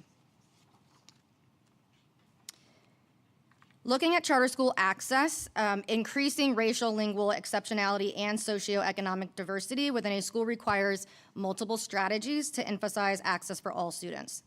In state charter work, we are focusing on access through admissions processes and communications, as this is usually the first touch point for a parent, and transportation and other services such as child nutrition, or what we sometimes call like wraparound and child needs services. We encourage the use of innovative, cost-effective, and creative programs to meet the needs of all students. For example, we've seen charter schools addressing staffing concerns related to transportation by utilizing bus drivers full-time rather than just part-time and in multiple capacities. We provide training to new schools and require thorough transportation and child nutrition plans. Charter school applications and RTO materials are evaluated with a lens toward access. Charters are driven by demand and choice. So school leaders and boards must understand how everything from how you market and communicate to parents to communicating admissions procedures and school services are critical for parents to understand accessibility. Weighted lotteries are something that can be very useful in increasing diversity in charters.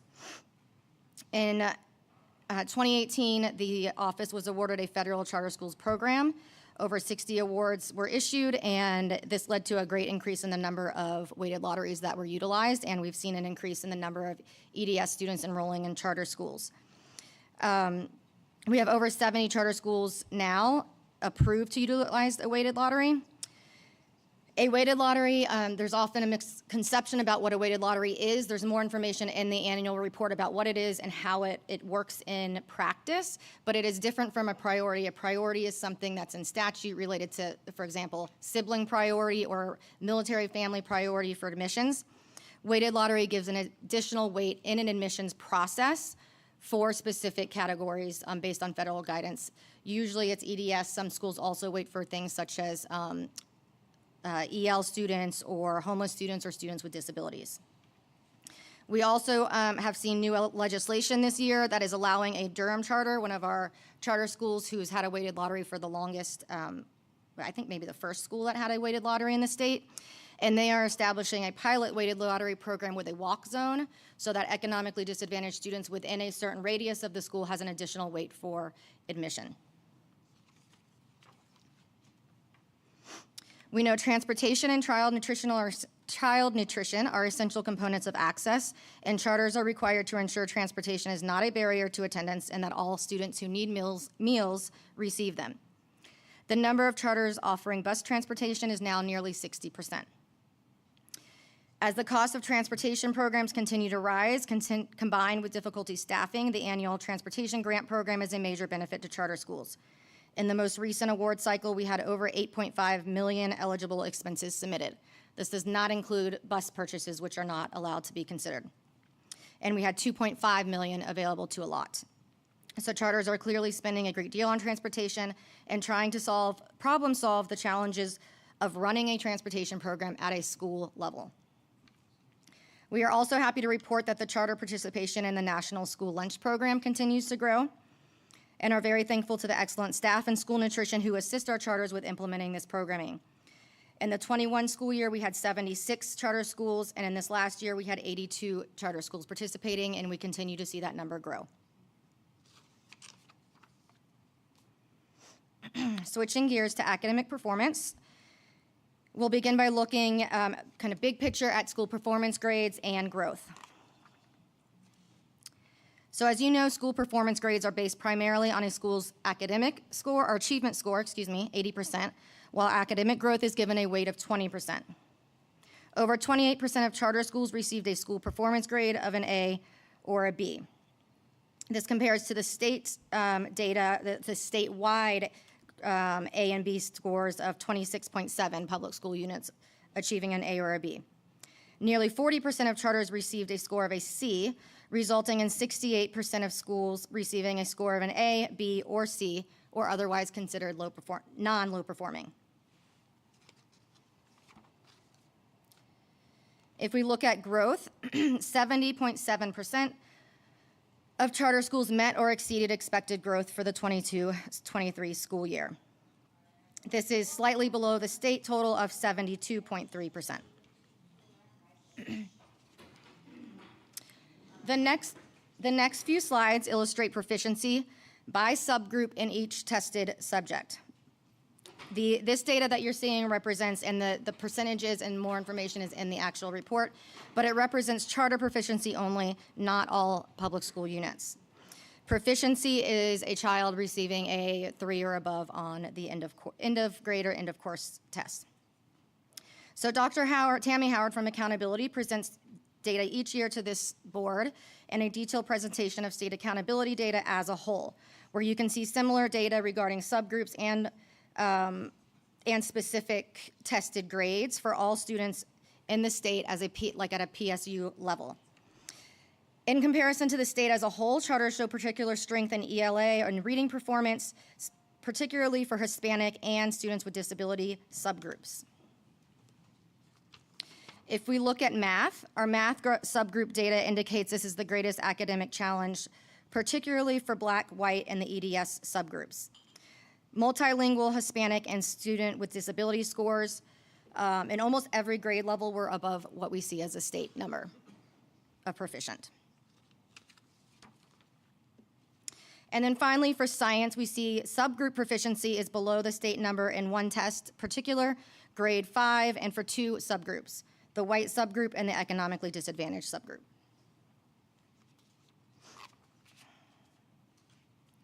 Turning to low-performing schools, low-performing charter schools are identified in the same way that low-performing district schools are, traditional LEAs. We have low-performing schools receiving a D or an F or a met or not met expected growth. And then continuing low-performing are low-performing schools in at least 2 of the 3 consecutive years. For traditional schools, this is called recurring low-performing, but it's the same definition. Based on these definitions, you can have a charter school that is continually low-performing, but not low-performing in that specific year, or have a school that is low-performing, but not continually low-performing. So when our office evaluates schools for school improvement work or for renewals, we're looking on patterns, looking specifically for patterns of continually low performance. This data shows the breaking that down by low-performing, CLP, the schools that are both low-performing and CLP, or those that are either or. Any school identified as low-performing, any charter school, must follow the requirements in statute related to school improvement plans, school improvement teams, and transparency with stakeholders, such as communicating school performance grades to parents. The Office of Charter Schools created a school improvement workflow within our accountability team this current academic year and are analyzing schools for patterns of low performance, risk issues such as compliance, and other indicators to prioritize our limited capacity on schools which are most in need of on-site visits, school improvement assistance, and frequent check-ins with our office and the Charter Schools Review Board. This next information was presented in a report to this board and to the General Assembly in November of the previous year. It's based on the last year's academic data. And if you look to the second column of data for 2023, you can see that the low performance data for traditional and charter schools is very similar. However, what I find striking is the number of stayers in the low performing status, so those schools that are staying in low performance status for both traditional PSUs and charter schools, and indicating the need for innovative ways to help schools which have a pattern of low performance develop ways of exiting that status, and perhaps a greater need to evaluate the schools that actually exit to understand what they are doing successfully. And almost wrapping up here, charter school funding. DPI's School Business Division publishes a great deal of data on school finance and accounting available online to the public. But as an overview, during the last fiscal year, charters received just over 8% of the state funding for public schools.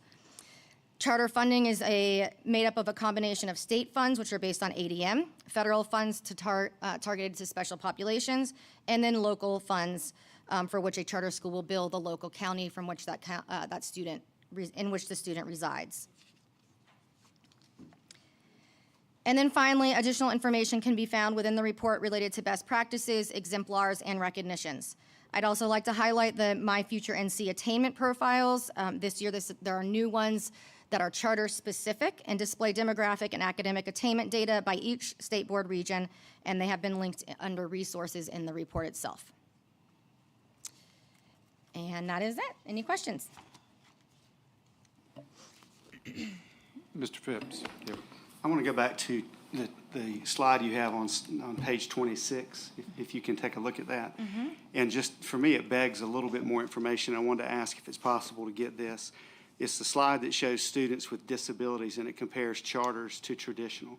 And my question would be, number one, could we see a pie chart that shows the breakdown of categories of exceptionalities? Or I'd like to see what that chart looks like, not including speech students, and then possibly not including speech students and learning disabled, just to get an idea of what the high needs exceptional children's numbers look like actually in charter schools.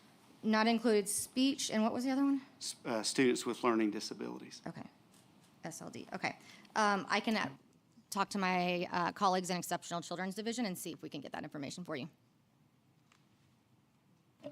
Thank you, Ashley. Any other questions? Mr. Vice Chair. Thank you for the report, Ashley. I've got, I think, two questions and maybe a couple of follow-ups and a comment, but on page 41 of the actual report, which was not your slides, but the actual report, it makes reference to this data for the annual academic growth year was for 22-23.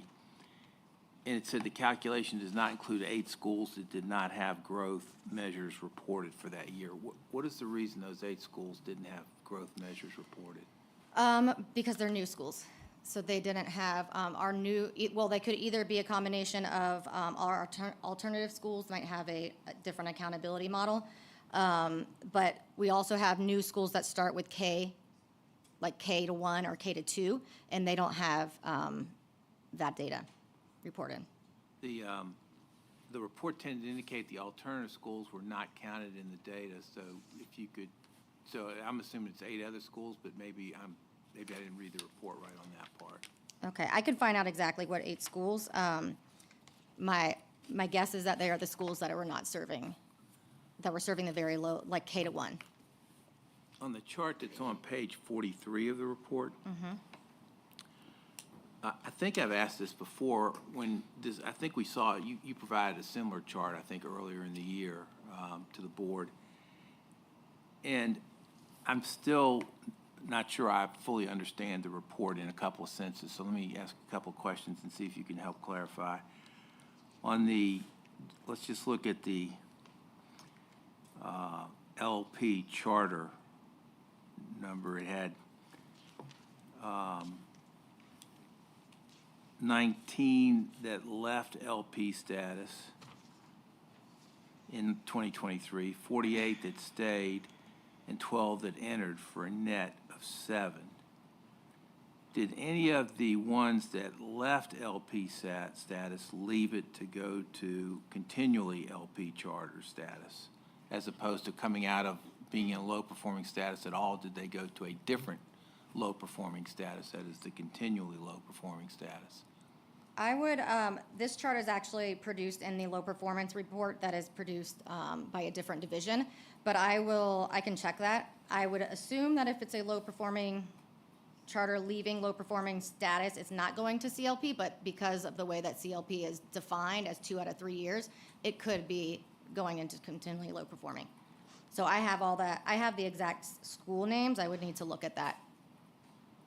All right, so same question for traditional PSUs. So it showed a net change of minus 52 in low-performing status, that showed 258 were leaving low-performing status, 535 were staying, and 206 were entering. hence the net minus 52. But were any of the ones who were leaving low-performing status leaving because they were going to recurring traditional low-performing status? for the I don't know traditional- the answer to that question, but I can ask Yeah, I the knew you division wouldn't that works after the with first those, one, yeah. because it's the same question, but I think that's important information for us to understand and make complete sense of these charts. Mhm. So if you could provide, since this is a discussion item, if you can help provide information between now and then, that would be very helpful. I can do that. Then the last question is really a comment. Several years ago, before you were in this role, I'd asked for, because the idea of charter schools was to highlight innovative practices that could, that could perhaps be emulated in our traditional public schools, and that was an articulated early on, in particular, a very strong goal of what charter schools were to do. And when I looked at the information in the back, which is best practices and innovation, it really was, for the most part, a listing of awards that were won, which is great. It's great to see that, but it was not, they're not really much information on any best practices that might have been developed, or certainly not innovative practices either. So I'm just highlighting that, I don't know that we're really helping either the legislature in understanding if there really are any innovative practices that have been developed, or even more importantly, providing information to our traditional public schools of a truly innovative practice that perhaps has been of some help for some school, and perhaps could be for others. So that's just a comment that I'll leave you with. And the last comment that I'll leave not you with, Ashley, but in general, we're not doing this kind of report for our traditional public schools about best practices that are being developed, awards that are being won, which are very substantial around the state, and best practices that are being developed in certain of our districts. And I think it's important as a department, again, not your department, Ashley, not your office, Ashley, but as a department, that we work on doing that. We highlight some of them during the year, but we don't try to put together a consistent list the way this is seeking to highlight in the report. Superintendent? We do actually have the, you're referring to traditional public schools, correct, Vice Chair? So we do actually have a repository of best practices that lives online called the Best Practices Clearinghouse, that is regularly updated and added to, and I would encourage the board to check that out. And that's good to know, thank you. And I would encourage that we actually present that to the board and highlight it for the board much as we do here. I think we've also, in the report, we've linked to some of those practices. Promising Practices Clearinghouse does focus a lot on traditional public schools, but we also have some of our charter schools that are recognized with their promising practices and their innovative programs in that, and it's available online. Ms. Moore? Thank you for the report. This is my first time, I guess, experiencing and listening to it. And so I'm wondering, I don't think I saw it in the full report, and I don't know if there's an appendix. Is there a place where we can see all of the academic performance and all of the demographic data broken down by charter, by each school? Yes, well, the accountability data is just like any traditional school. You can go into that data online and find the charter But you school. don't create it. You don't create it like in one document.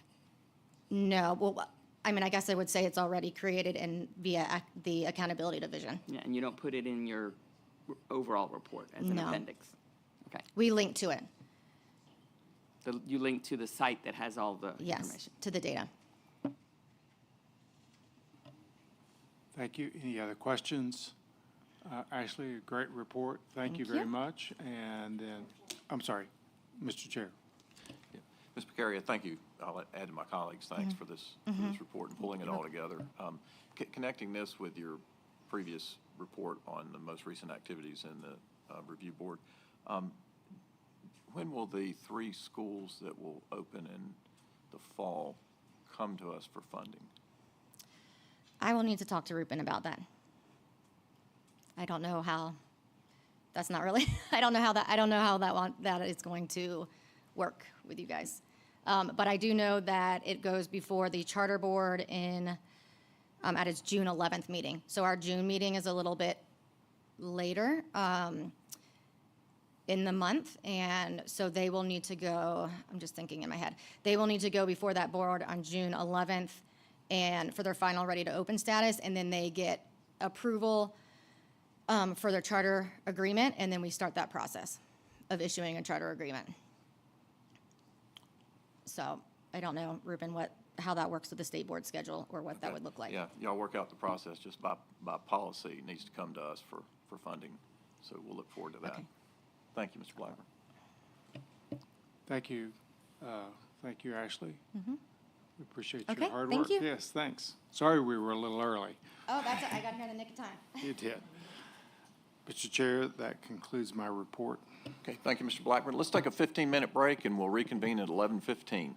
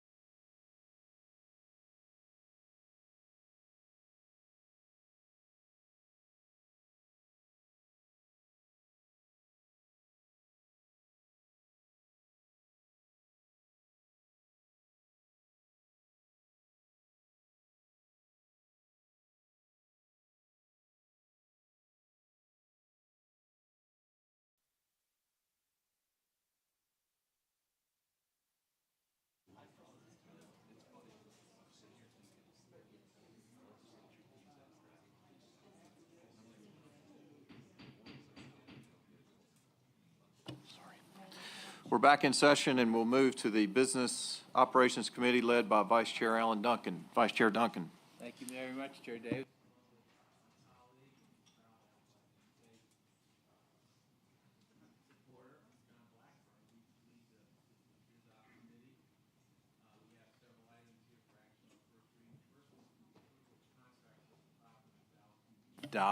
Thank you. And we have several of those. And I'm not sure exactly who's going to pinch hit for some of the people that are typically would handle this, but our first item is school bus financing. I have Kevin Harrison down, but we've got Jeremy Gibb. I'll have to do. And this one can be done very quickly. As was presented by Mr. Harrison and the committee, this is fairly standard next step in our school bus financing contract. Simply asking the board to approve that.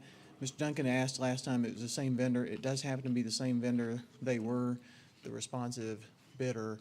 I think this is a pretty non-controversial item. Yeah, it's Bank of America.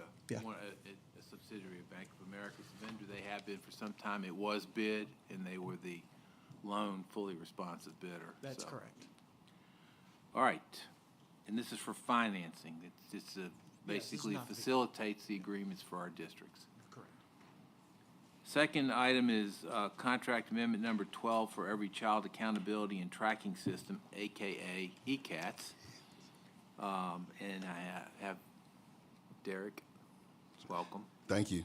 Good morning, everyone. This proposed amendment is necessary to continue the subscription, maintenance, and implementation of ECATS, which is the data system that we've used to track our exceptional children's work since 2019.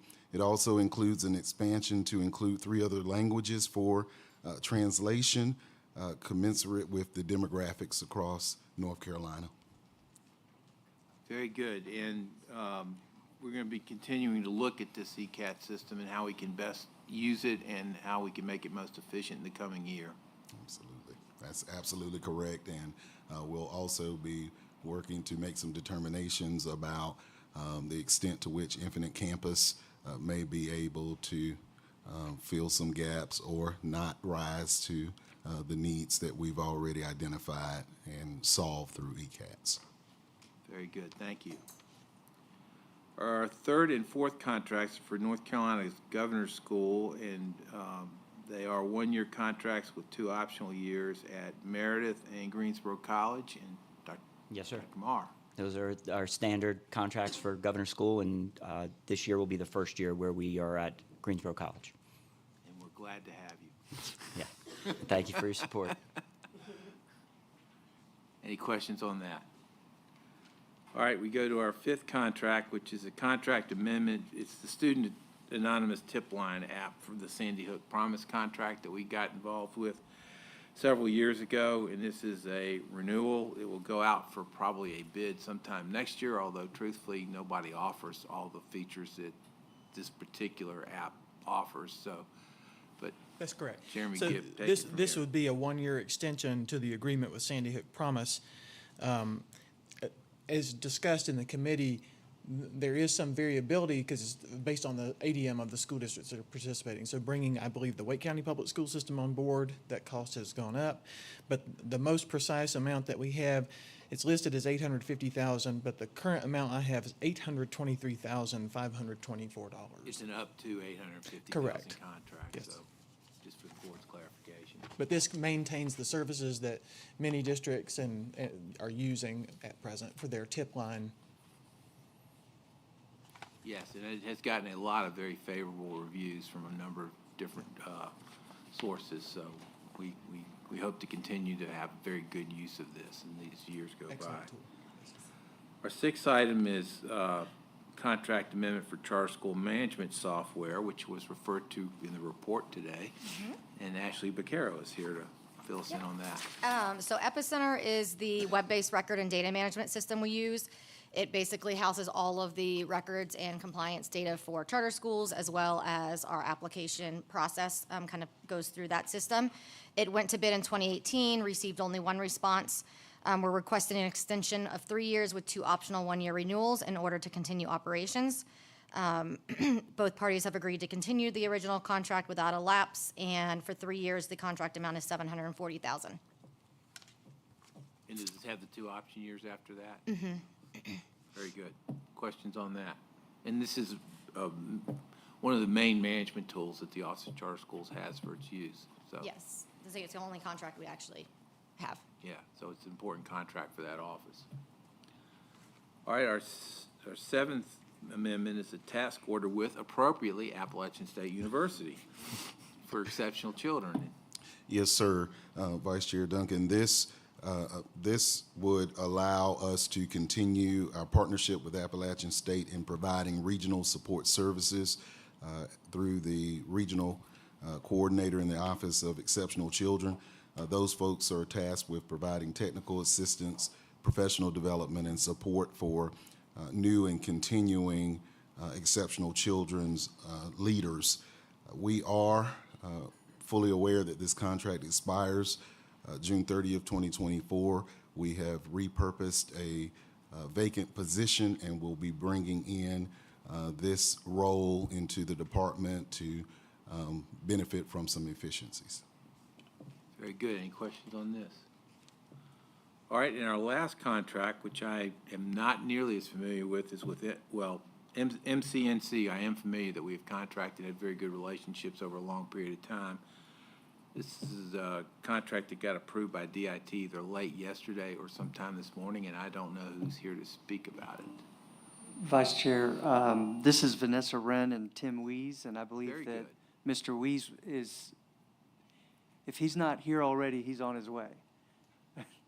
I can tell you that this is, it is the MCNC Client Network Engineering Services for schools. The exception, which you are familiar with, the exception is that they included managed endpoint services in this contract. It used to be a separate contract. Right. That's the change on this And one. this combines the 2 contracts we have had with them into one, which creates greater efficiencies and, more importantly, savings. Yes, sir. That's the one thing I did know was savings. Well, if Mr. Weiss makes it some later time before we're finished with BizOp, he can certainly come in. Just let us know. All right, let's go on to BizOp 2. Dr. Gibbs, you're up for this. The approval of the North Carolina Stronger Connections Grant recipient. Y'all will recall we talked about this grant earlier. It emanates out of the safety statutes passed by Congress well over a year ago now. Yes, sir. And was signed into law, I think, in June of '22. Yes, you're correct, and I'll be pinch hitting for our Office of Federal Programs and Alex Charles and Tim Dryman today. The Stronger Connections Grant is part of the Bipartisan Safer Communities Act, as Mr. Duncan referenced. The main focus of the act is focused on reducing school violence through focusing on mental health. The grant is focused on our Tier 1 counties, since the guidance we received from USED to the SEA was to focus funds on the public school units of the greatest need. The State Board approved the RFP for this grant at your June 23 meeting. It is a competitive grant. It was made available to 81 PSUs and 41 of them applied. Federal programs did interact with some of the potential applicants that chose not to, just to give you some concept of why some of them maybe chose not to apply at this time. Some anecdotal things we received that struggle to access mental health resources in their local area. Some of them, quite frankly, had a challenge to manage yet another federal grant as they're struggling to do the management around ESSER 3 and some of those things as they're closing out. And also just the personnel challenges and limitations in doing the applications and the grant management. Of the 41 who applied, all met the minimum requirements and funds are available to fund all of their applications. You have in your board materials a chart indicating the applications received and the awards amount. And applications were received from every state board region with the exception of the Southwest. The pie chart shows the breakdown that you have in your packet. It goes on in the next chart to show you a breakdown of different grade levels served and the impact therein. Some of the services that you see that we'll see out of the grant: before and after school tutoring, during the day tutoring, Saturday programming, summer schools, counseling services, and mental health services. And the last chart shows some of that breakdown. So after the awarding, pending the board's approval of the 41 grants discussed, we'll have around $2.5 million remaining available for grants. So the Office of Federal Programs will go back and look at some creative ways and different ways to distribute these funds, or to look at, people who were not applicants before, perhaps, and bring additional information back to the board with options in the future. And so that would come back to you, and you would hear that. But there is still funding available, and we would look to get that to the public school units who need it. So seeking approval of the grant recipients outlined in the board materials so we can get these funds to districts as soon as possible. Happy to take questions. Yes. Ms. Moore? Quick question. How were the amounts determined? And some of these look like they're the whole county and individual schools? Yeah, so some of them would be charter schools within a county. And so any public school, so a charter school within a county, so the county school unit could apply, as well as charter schools also in the Tier 1 county. And so that would answer some of that. And those maximum awards were set when they started the RFP, because they certainly had to think about, if we're going to try to reach all those Tier 1 counties. I think that they set maxes when they did the RFP. That was before I came on board, so I don't have the facts on that. But the amount awarded was based on what either the school or the district requested? They were able to apply up to amounts. Okay, so an example, so Nash County Schools requested the full amount, must have been $675,000 Correct. at the top. And then Northeast Carolina Preparatory School is a charter, and they Yes. requested the max of $675 as well. I would, yes. Okay. And then some of them requested smaller awards based on whatever their programming implications were. And one of the things discussed in committee was we were able to spot fairly quickly some Tier 1 schools that are, or counties that are very much in need of additional resources, and have asked federal programs to be active in trying to reach out and provide grant application assistance to the extent these schools would like to reach out and try to access what would be meaningful funds to assist them with respect to their student support work, so. And we are committed to trying to do that, and certainly understand, and I live the life of a federal programs director in a very small rural district myself, and so I do understand the challenges therein. So we're going to try to look at some ways to use the funds available to make a next round. But approval of this award will get many of these much-needed funds out the door so they can get to work with that. Right, and we have the benefit of some additional funds and hope to come back to the board with some Correct. worthy recipients who have applied for them. Thank you. Any other questions? All right, we now then move to BizOp 3, which is a report to the North Carolina General Assembly about the Plasma Games Grant Program. We have talked about this 2 or 3 times when it was first approved by the legislature for use of ESSER 3 funds and later state funds, and the issues that have arisen around trying to get the full amounts that have been awarded to be available used. So Dr. Marr, Yes. will let you fill in the gaps from here. Yes, sir. So this is the second report we're delivering to the General Assembly, to JLOC, on the Plasma Games Grant Program. And so what I'd like to do is give you just a brief history of where this grant started and kind of where we are today. So it began in 2020, 2021 with a pilot out of the Department of Commerce. A report was submitted in June of 2021 from Commerce to JLOC. Later in 2021, $2.5 million of ESSER 3 funds were appropriated by the General Assembly, and it was a competitive grant program that was headed up by Dr. Charles Aiken, who's put together, and his team, they've put together this report.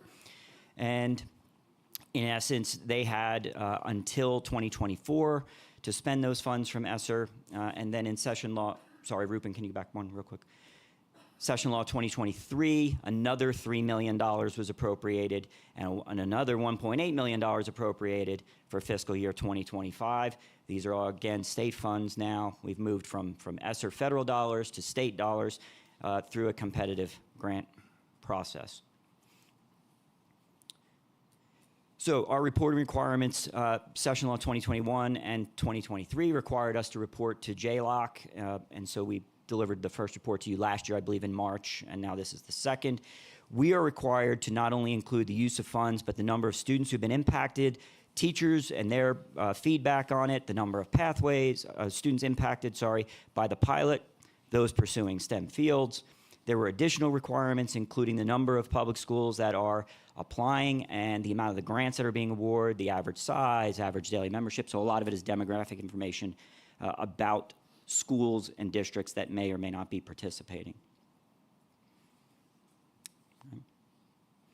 So our timeline, spring 2023, so from spring 2023 through fall 2024, Dr. Aiken and his team have been collecting both quantitative and qualitative data from school districts, looking at student usage, professional development, some of the budgeting, and then trying to collect as much qualitative data on the process as we possibly could. So in 2021, we received 22 applications, and we allotted 2.5 million.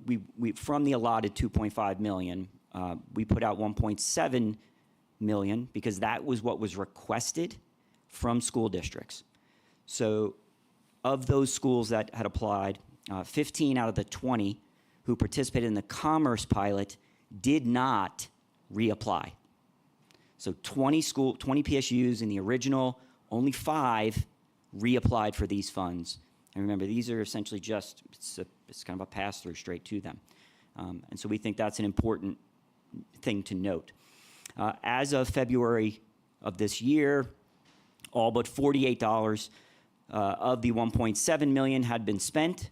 Based on the data reported by PSUs, only 31% have utilized this program or those funds. So $548,000 of the allotted funds have been or are actively being utilized. 1.25 million, which has been paid to Plasma Games for student licenses, has not been used since January, as of January 2024. Again, another important thing to note. PSUs originally planned for 29,000 students to participate in the platform from 2022 to 2024. About 6,000 licenses have been used. PSUs reported an exception to the use by about 5,000. So in essence, a total of 11,000 licenses have been used out of the 29,000 purchased. And as of fall 39 high schools have or are currently participating. Okay. So that was our 2021. And then, so from 2021, we saw an increase in the expectation that more districts would use the program. However, we're not seeing that in the data that's coming back to us. So in essence, PSUs did report that there were professional development opportunities provided to them, looking to increase teacher and student engagement. 102 staff are participating in the program in fall 2023, compared with 241 from 2022-2023, right? 91 received some or all the training offered by Plasma Games. And so there are lots of reasons that we've heard for why folks aren't using it. Changes in staffing, fluctuating numbers of chemistry or physical science or physics classes, variations in how it's actually being implemented. Some teachers are, they're using it this kind of add-on thing to their program. Some may be incorporating it into their daily instruction, but we don't have a ton of evidence about how consistently that's happening. But many are using it as a supplemental resource or an optional student activity. So from 2023, our summary is 2 of the original 24 pilot program Commerce Department have applied for all 3. So we've only had, in essence, 2 who have continued on. 4 of the original 24 applied for funding in the last grant cycle, and then 8 of the original received funding from 2021, applied for continued funding in 24 under the last grant program. Okay. So again, for 2023, the total funding requested was 1.3 million. And so that we brought that to you, I think, a month or so ago in that allotment policy. There was an average, that's an average of about $47,000 with a median request of about $34,000. The average cost, when you compare the amount requested to the number of students, varies widely from district to district and school to school. It ranges from $15 per student up to $458 per student. And again, this is because this company is contracting directly with plasma games not with DPI. As of, sorry, I want to hit that last point, please. As of fall 2023, 4 of the 22 previous had used 80% of the licenses they purchased, and 3 of the 4 did not reapply. Thanks. Okay, so overall, similar to the last report, the feedback that we have a range of results with some districts reporting teacher, student, staff interest, and others showing little to no interest or benefit. There was an increase in opportunities for professional development and the number of teachers, but the reduction in the number of teachers implementing, but there was a reduction in the number of teachers actually implementing the program. As of this past fall, nearly 70% of the licenses that we have purchased and paid for have not been used. Changes in staffing, potentially, and school and district level challenges could contribute to that. But again, that's an awfully large number when we think about staffing and other challenges, and 70% not, right, using it. There is not a consistent pattern of implementation across PSUs, and PSUs have not provided any evidence for any improvements in student academic outcomes or any evidence of student increases in STEM career fields, engagement or interest, which is in essence what they purport to be, this program purports to do. Additionally, what I don't have here is we have been directed, we still have $1.3 million that we have not allocated. We received an email from the vendor telling us that we, in essence, arbitrarily capped their funding. And so we based our funding on $60 per student, which is what was in 2022 and 2023. We kept that consistent year over year. We have since been told that their funding model has changed, and now they expect that we would fund them at $60 per ADM for 6th, 7th, 8th, and 9th grade, or $48,000, whichever is higher. Thank you, Dr. Green. That was my face exactly. That seems very irregular. I spoke to Ms. Schaus. For us to allot those additional funds in that way would require us to come back to you and ask to change the allotment policy to do that. Good luck with that. And doing so, we would not be able to track student licenses. So this is a result of we did have a meeting with the vendor and a legislator where this was all expressed to us that we, in effect, were not fulfilling the requirement of the law, which I think we are. So, Anyone wish to comment, questions, thoughts?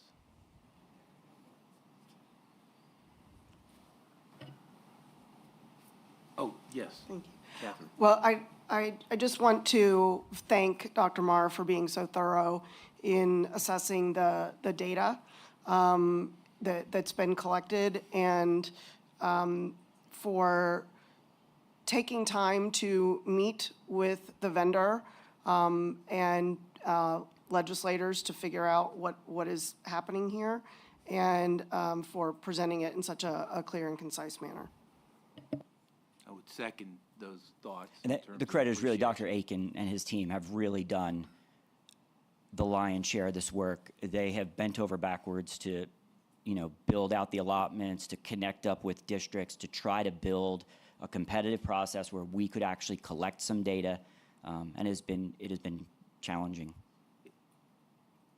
It has been frustrating for both the department and the board at a time of significant needs for resources that these were pegged in such a direct way that was, for whatever reason, our districts are not voting with their feet to embrace this particular approach. So that's been a frustration, I think, for both the department and for the board.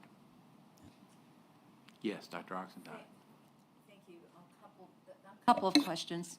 So, plasma games, does it run through what, CTE, science curriculum? So it is supposed to run through sort of physical science and chemistry. Mm-hmm. So it's a supplementary program, right? It's not necessarily a curriculum. Have you gotten any feedback from the school districts on the difficulty, some of the implementation problems with it? I mean, I would think maybe the General Assembly would ask those kind of questions. Yeah, you would hope. The the information we've received is just what we've reported, that districts have said they've had some staffing challenges. Teachers are implementing it in very different ways. There's not a consistent way in which it's being implemented. Thank you. And one of the big issues is student tracking, right? And whether or not students actually, it's a game, right? So they're, in essence, kind of gamifying physical science is the proposal, I guess. And we're not able to ascertain how many students are actually beginning to end, whether or not a login is like a one-time login, whether or not they're fulfilling the program and things of that nature. So did the agency see a demo of this, whatever it is? I believe that was several years ago. And I think the agency only saw a demo after it had already been That's- voted by the legislature. that is correct. To have these funds apportioned for it. Thank you. yes, and it does run, it is both CTE and kind of traditional science. So Dr. Aiken actually. So the money will probably disappear? Well, they have been allotted additional funds for fiscal year '25. And so Wow. I mean, there's a question of potentially them being awarded additional funds in the next budget. So I mean, this is the reason I asked, Rupen to have time to actually talk with you all about this program, is there are funds on the table still that we have not allocated. We're being told we need to allocate those funds. I find that very difficult. 60% of the licenses not being used. We're paying for a program that students aren't using. And so I just, yeah. That's Well, quite amazing. I mean, I think we're being asked here to receive the report Yes. from the department.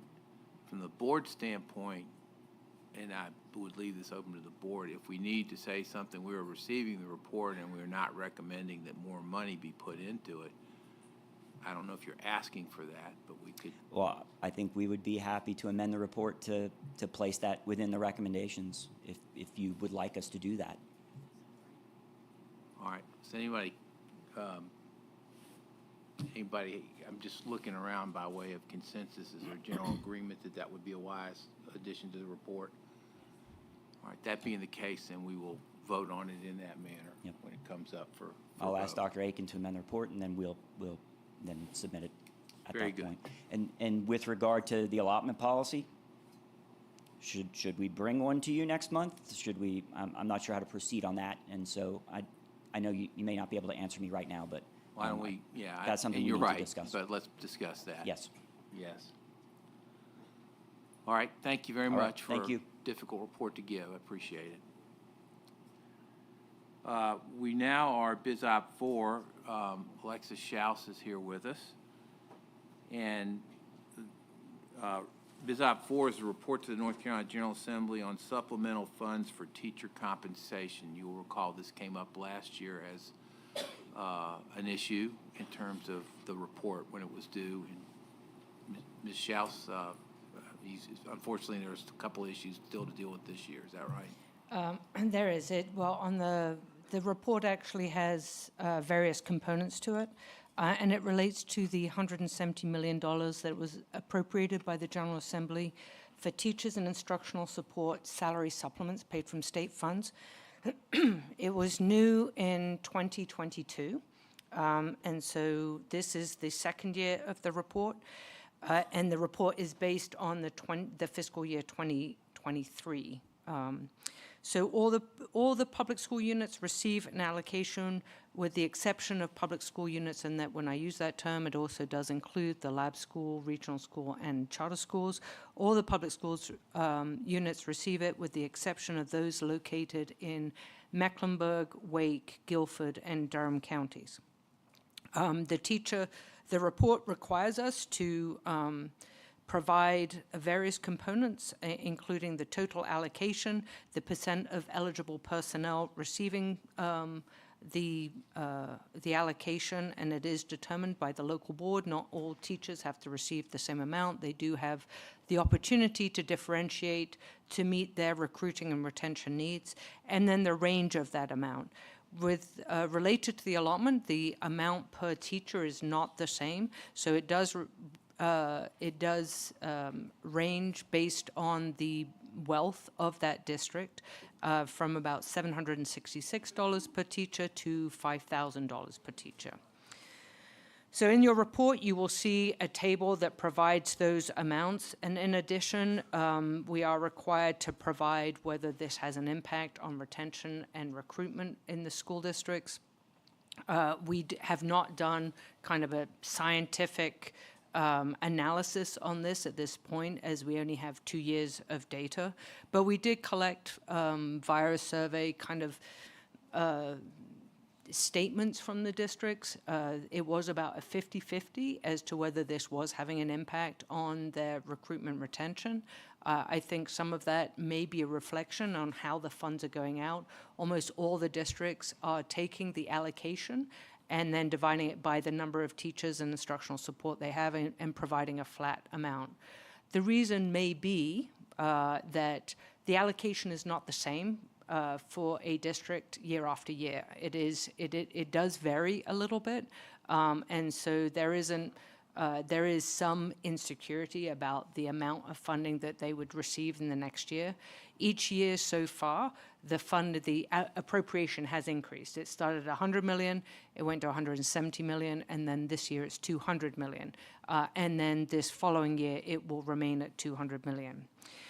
The final part of the report requires us to report on districts that have supplanted non-state funds.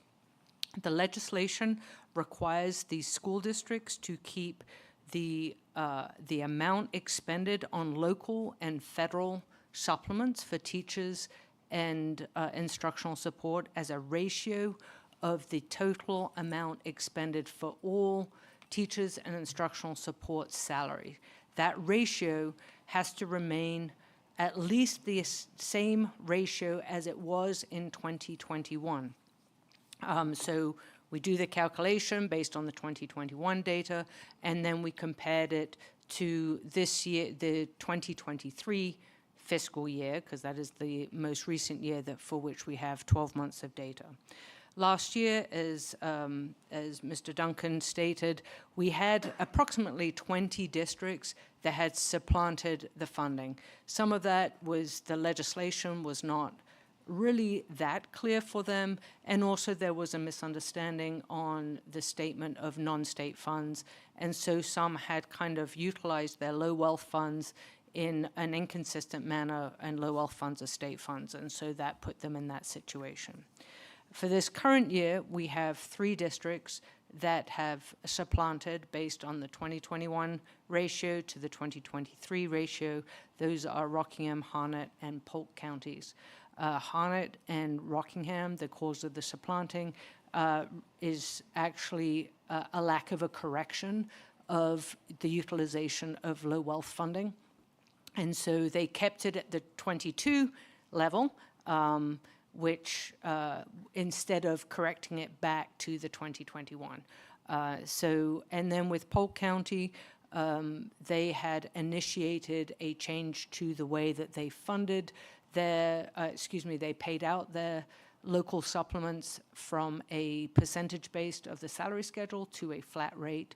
And so it did actually reduce the amount that they expended on their local supplements. And the one thing you may want to highlight is the penalties with respect to those districts that get reported. Yes, thank you. So the penalty as stated in law is the districts from last year, the law was changed, the legislation was kind of rewritten last year specifically related to the supplanting. It was a lot more explicit and clearer, and it, in effect, waived those districts last year. They did not receive, those that supplanted last year did not receive a penalty, and that is stated in law. For the ones that are deemed to have supplanted this year, they will not be eligible for that funding in next fiscal year. And to put that in perspective, for a district such as Rockingham, that would be $2.7 million. They were deemed to have supplanted, it was approximately $400,000, and the penalty is $2.7 million. That comes to about $2,500 per teacher. It's a very severe and significant penalty. It is. There was also excuse me, there was also a clause in there that stated that if a district had supplanted both last year and this year, that they would not only lose next year's allotment, but they would also lose the 2026 fiscal year allotment. There was, however, a clause in there that stated if the supplanting was due to kind of the utilization of the low wealth funding, then that would not go into effect. That test was applied to Rockingham and Harnett County, and they would not have that double penalty. However, they would lose next year's allotment. So for some of our districts, as named, this is a very serious situation, and we, you know, they're in a position where the amount of money they potentially will lose for the coming year and potentially 2 years in one case is very significant to those districts. So this is something that we had worked hard last year to get the amendment in the law and to get a waiver for districts last year. Don't know that we would be very successful in getting a waiver for districts this year, but I know they have legislators in some of those districts that likely are concerned and will be weighing in about what could be done. And I know the districts certainly would be very happy to have that kind of support. Yeah, there are, related to the policy that is implemented and the intention of the policy, which is clearly to ensure that the local county commissioners keep up with the pay of teachers, that they too are putting in money, not just the state. It is technically difficult to implement this from a financial perspective. The finance officers and the school districts don't actually know what their ratio is until the fiscal year has closed, at which point they are unable to go back and fix it. So that is one thing that is very difficult. And we did work the language we wanted to kind of mimic, which in a minute I'll talk about also. The low wealth has a supplanting clause in there. It provides a 95% threshold, so it's actually a 3-year average, and you have to keep at least 95% of that 3-year average. But it also provides a remedy. And so we have, again, just like last year, we asked for the language to mirror the low wealth and small county supplanting language, providing a 95% threshold, as well as an option for a remedy. We were successful in getting that 95% threshold, so that was a positive. However, there was not a remedy option put in. We have requested again for that remedy so that, in theory, these districts could have gone over $20,000 and they could lose $3 million, right? And then they can't fix it. There is also an item that, without even considering the Rockingham Harnett situation, and Polk is a little bit different too, we have a lot of our districts pay a flat rate supplement. And that flat rate, the reason they do that is their inability to keep up with the increases in the teacher salary schedule. And there is a concern that even if a district is not on the supplanting list now, if their flat rate remains constant or is not increased at the same rate as the salary schedule, ultimately they will be in a supplanting situation. And there are many districts that are concerned for that.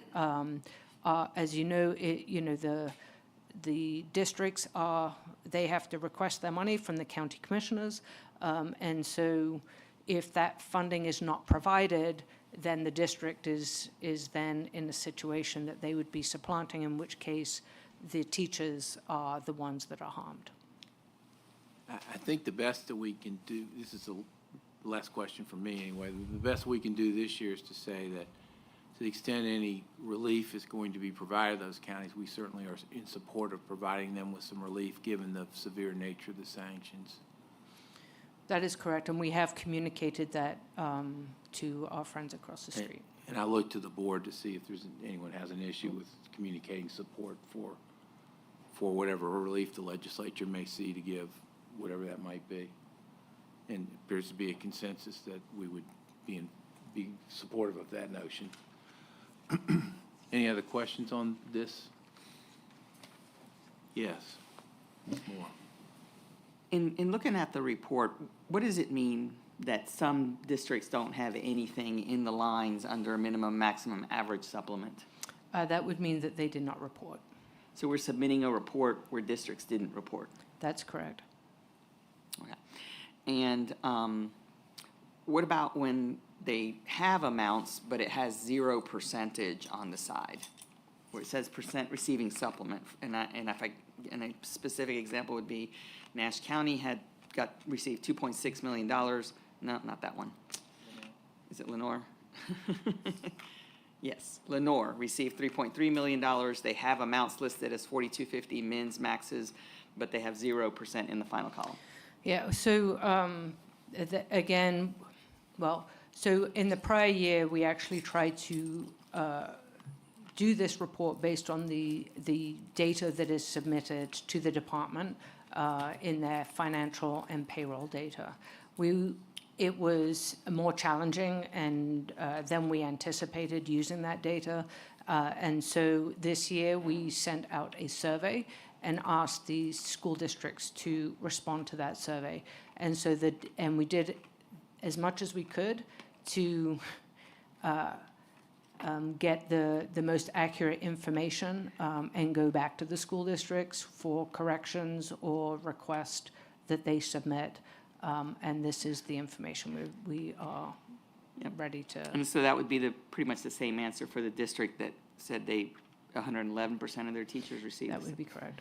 Okay, all right. And then my last question is about the feedback that you already mentioned, that it's qualitative feedback, not quantitative. But so at what point do you anticipate that we could actually use state-level data on resignations, retention, et cetera, as a part of this report?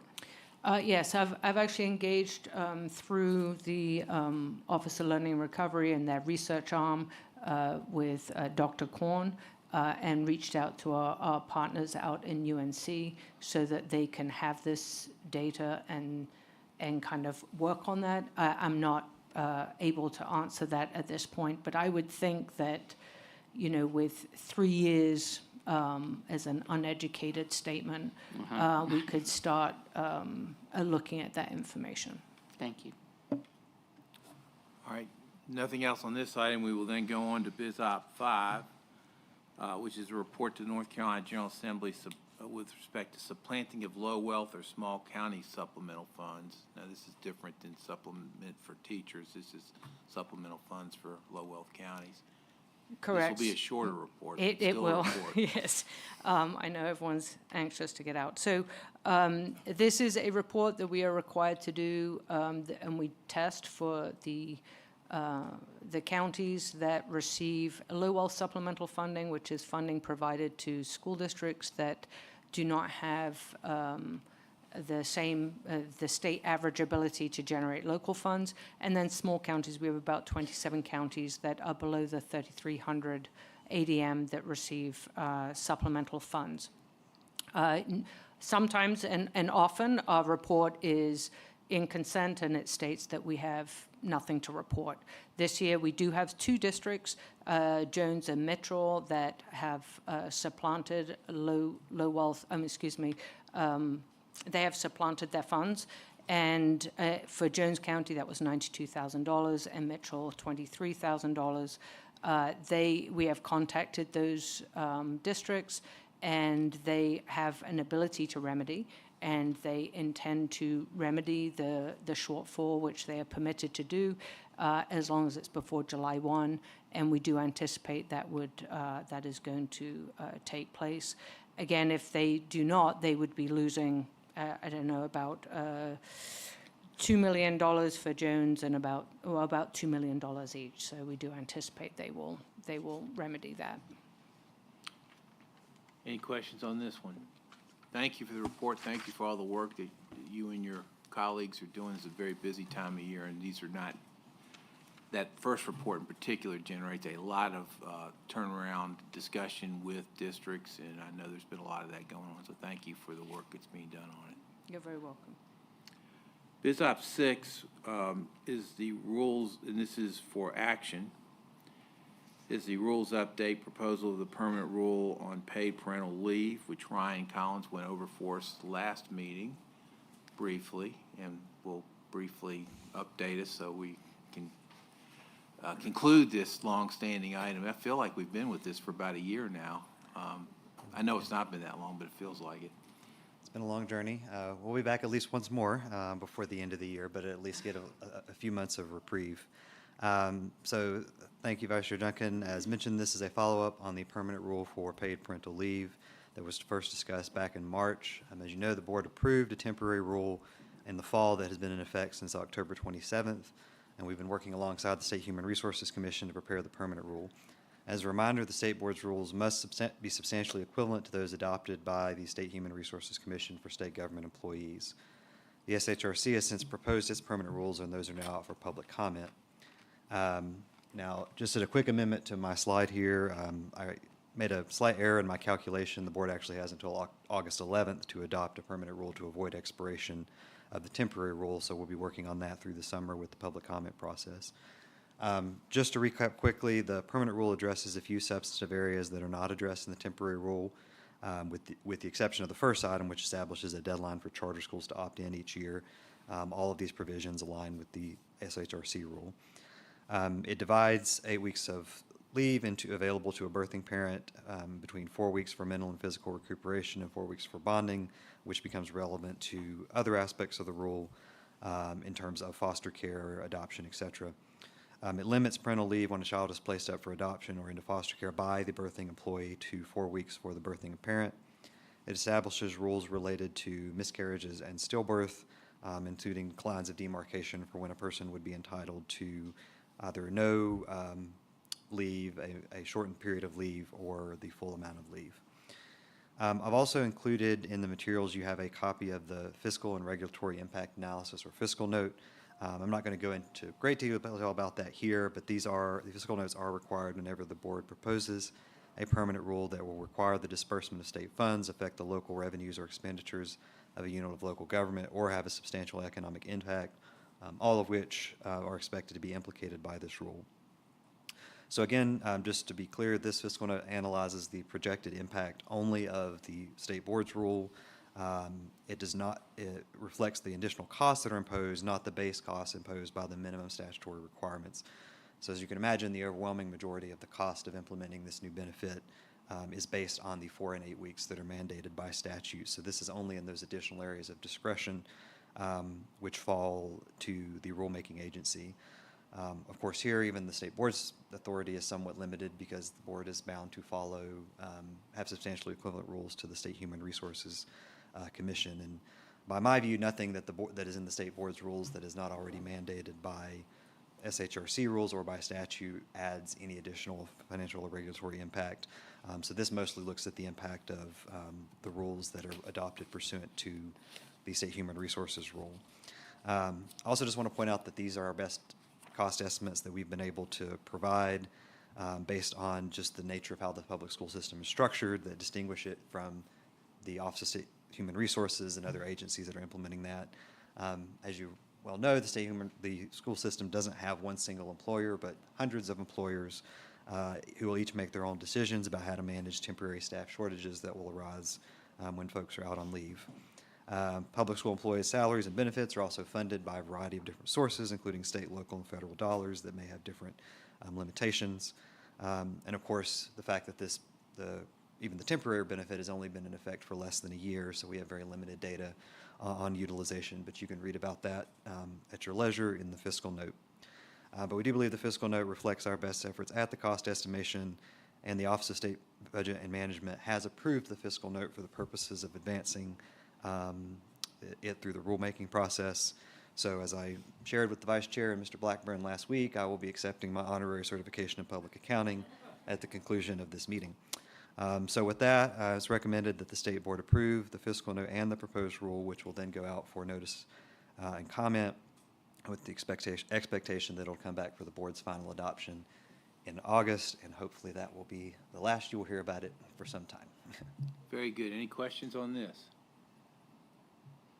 All right, thank you very much. So your doggedness on these rules is much appreciated. Thank you all. Covers the work we do. You appear in almost every committee meeting now, Ryan, so thank you for all the work you're doing. Thank you. All right, well, last item we have, or is a BizOp item, is BizOp 7, which is the approval of the National School Lunch Program Equipment Assistance Grants. And we're probably going to just do this by consent unless there's a question, but these have been annual grants to help districts purchase kitchen equipment that meets certain requirements that the federal government has set out. Several of our districts, and they're listed in your materials, have been granted those this year. The total amount of the grants is about $900,000 some this year. That is down from what it has been and has been on the decline for the last few years. So we're still getting these, and we're happy because the districts are benefiting from them, but the amount of money that's being allocated is declining year to year. So any questions for Jeremy on this? All right. And I'm just a substitute for Dr. Harvey, so. Yes. I can try. Oh, that's good. Thank you. Updates on contracts, did not get any questions on the executed contracts report or the planned contracts report. I pause in case there are any. And on monthly budget report, did not get any questions on that. So I believe we are now completing our report. Vice Chair, Thank you. I believe Mr. Weiss has arrived, if you had any okay. questions. All right, we're now journeying back in time to the new NC report, and Tim Weiss. Tim Weiss is here now in person, no less. Sorry about being running a little bit behind. That's okay. Last time I was here, I was in a lot different shape. So, All right. I guess you want me to go. Take okay. a minute and tell us, yeah. Yeah. All right. Thank you, sir. You're on the clock. Amendment 7 for the renewal of the client network engineering services with MCNC in the amount of $8,260,000, and this will run through June 30th, 2027. This is a continuation of this client network engineering contract that we've had for many years, with the addition of endpoint management, endpoint protection management being added for better management and better visibility into the contract. I'd be glad to. Very good. Any questions? All right, not hearing any. Thank you very much for making the trip and for the work that's gone into this contract. Thank you for your patience, sir. Chair Davis. Thank you, Vice Chair Duncan. We'll next take a return to the EICS2 item, and I'll turn to Mr. Blackburn. Thank you, Chair Davis. This is in regard to EICS2, the Restart Continued Authorization Review for Cohort 1 schools. After consultation with our legal counsel, the committee is changing its recommendation based upon our current policy and the impending rulemaking process. Our recommendation is as follows. Approve the 40 schools that reached academic gain for 5-year reauthorization. Approve the exit applications for Onslow and Burlington. And for the 5 districts which had schools that did not meet academic gain, and for clarity, these are the schools in Union, Warren, Wayne, Gaston, and Halifax, that we reauthorize these schools for 5 years, but with the stipulation that these districts provide evidence annually to the board regarding implementation of the plan in its application. So I'm happy to take any questions. So what we're doing is taking away the 2-year proposal because that is not in the rule, so. You know. Mr. Blanchard, John, Yes. Wendell. Hey, Sure. How you doing, my friend? great, missing you. I miss you also, believe me. But just to make sure I hear you correctly, we're being asked to vote on a 5-year extension for those 4 schools, Wayne, Halifax. Am I correct? Five districts, Union, Warren, Wayne, Gaston, and Halifax, but with additional monitoring. All right, I think it was Thank you, Wendell. Any other questions? Thank you, Chair. Okay, thanks. So let the record reflect the modification to the EICS2 motion. We've now completed our committee work and are moving to our consent agenda. I note that thorough discussion and report was provided on each of these items, including any consent items. At this time, I ask if there's a request to remove any item from the consent action on or action on first reading agendas for separate vote. Hearing none, I request a motion to approve the following: the April 3rd and 4th, 2024 meeting minutes, SLA 1 through 5, ES&P 1 through 4, EICS 1 through 3, BizOp 1 through 7, and the 39 limited license and 8 initial professional license approval request received in closed session, and the extenuating circumstances committee recommendations discussed in closed session. Is there a motion to that effect? So moved. Motion by Dr. Oxendine, second by Ms. Kamnitz. Any discussion on the motion? Hearing none, Mr. Fafaria? Dr. Oxendine, Yes. Ms. Kamnitz, Yes. Mr. Keenan,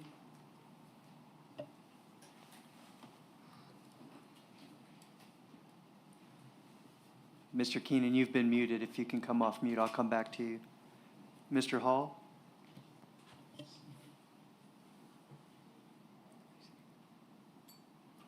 Mr. Hall? Yes. Do you hear me? Yes, sir. Dr. Tipton Rogers? Mr. Blackburn? Yes. Ms. Moore? Yes. Treasurer Falwell? Lieutenant Governor Robinson? Vice Chair Duncan? Yes.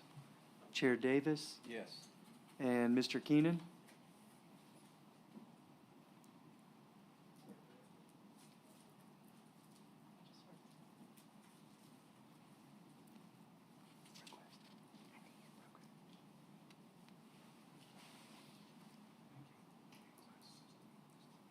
Mr. Chair, I heard him say something, but I can record his vote after. I couldn't make out what he said. Okay. Well, regardless of his vote, the motion carries with 7 votes in the affirmative. Excuse me. So regardless of Mr. Keenan's vote, the motion carries with 7 votes to the affirmative. So that concludes our action items and work for this day. I'd like to thank all those who contributed to making for today a successful meeting, and in particular the 2 previous days in our planning and work session. And I'd also like to take a moment and sincerely thank our host here at Appalachian State University for not only their hospitality, but for facilitating a most productive and impactful meeting for us. And we appreciate the partnership with Appalachian State University and look forward to continuing that work. Would you all join me in thanking our host here at Appalachian State?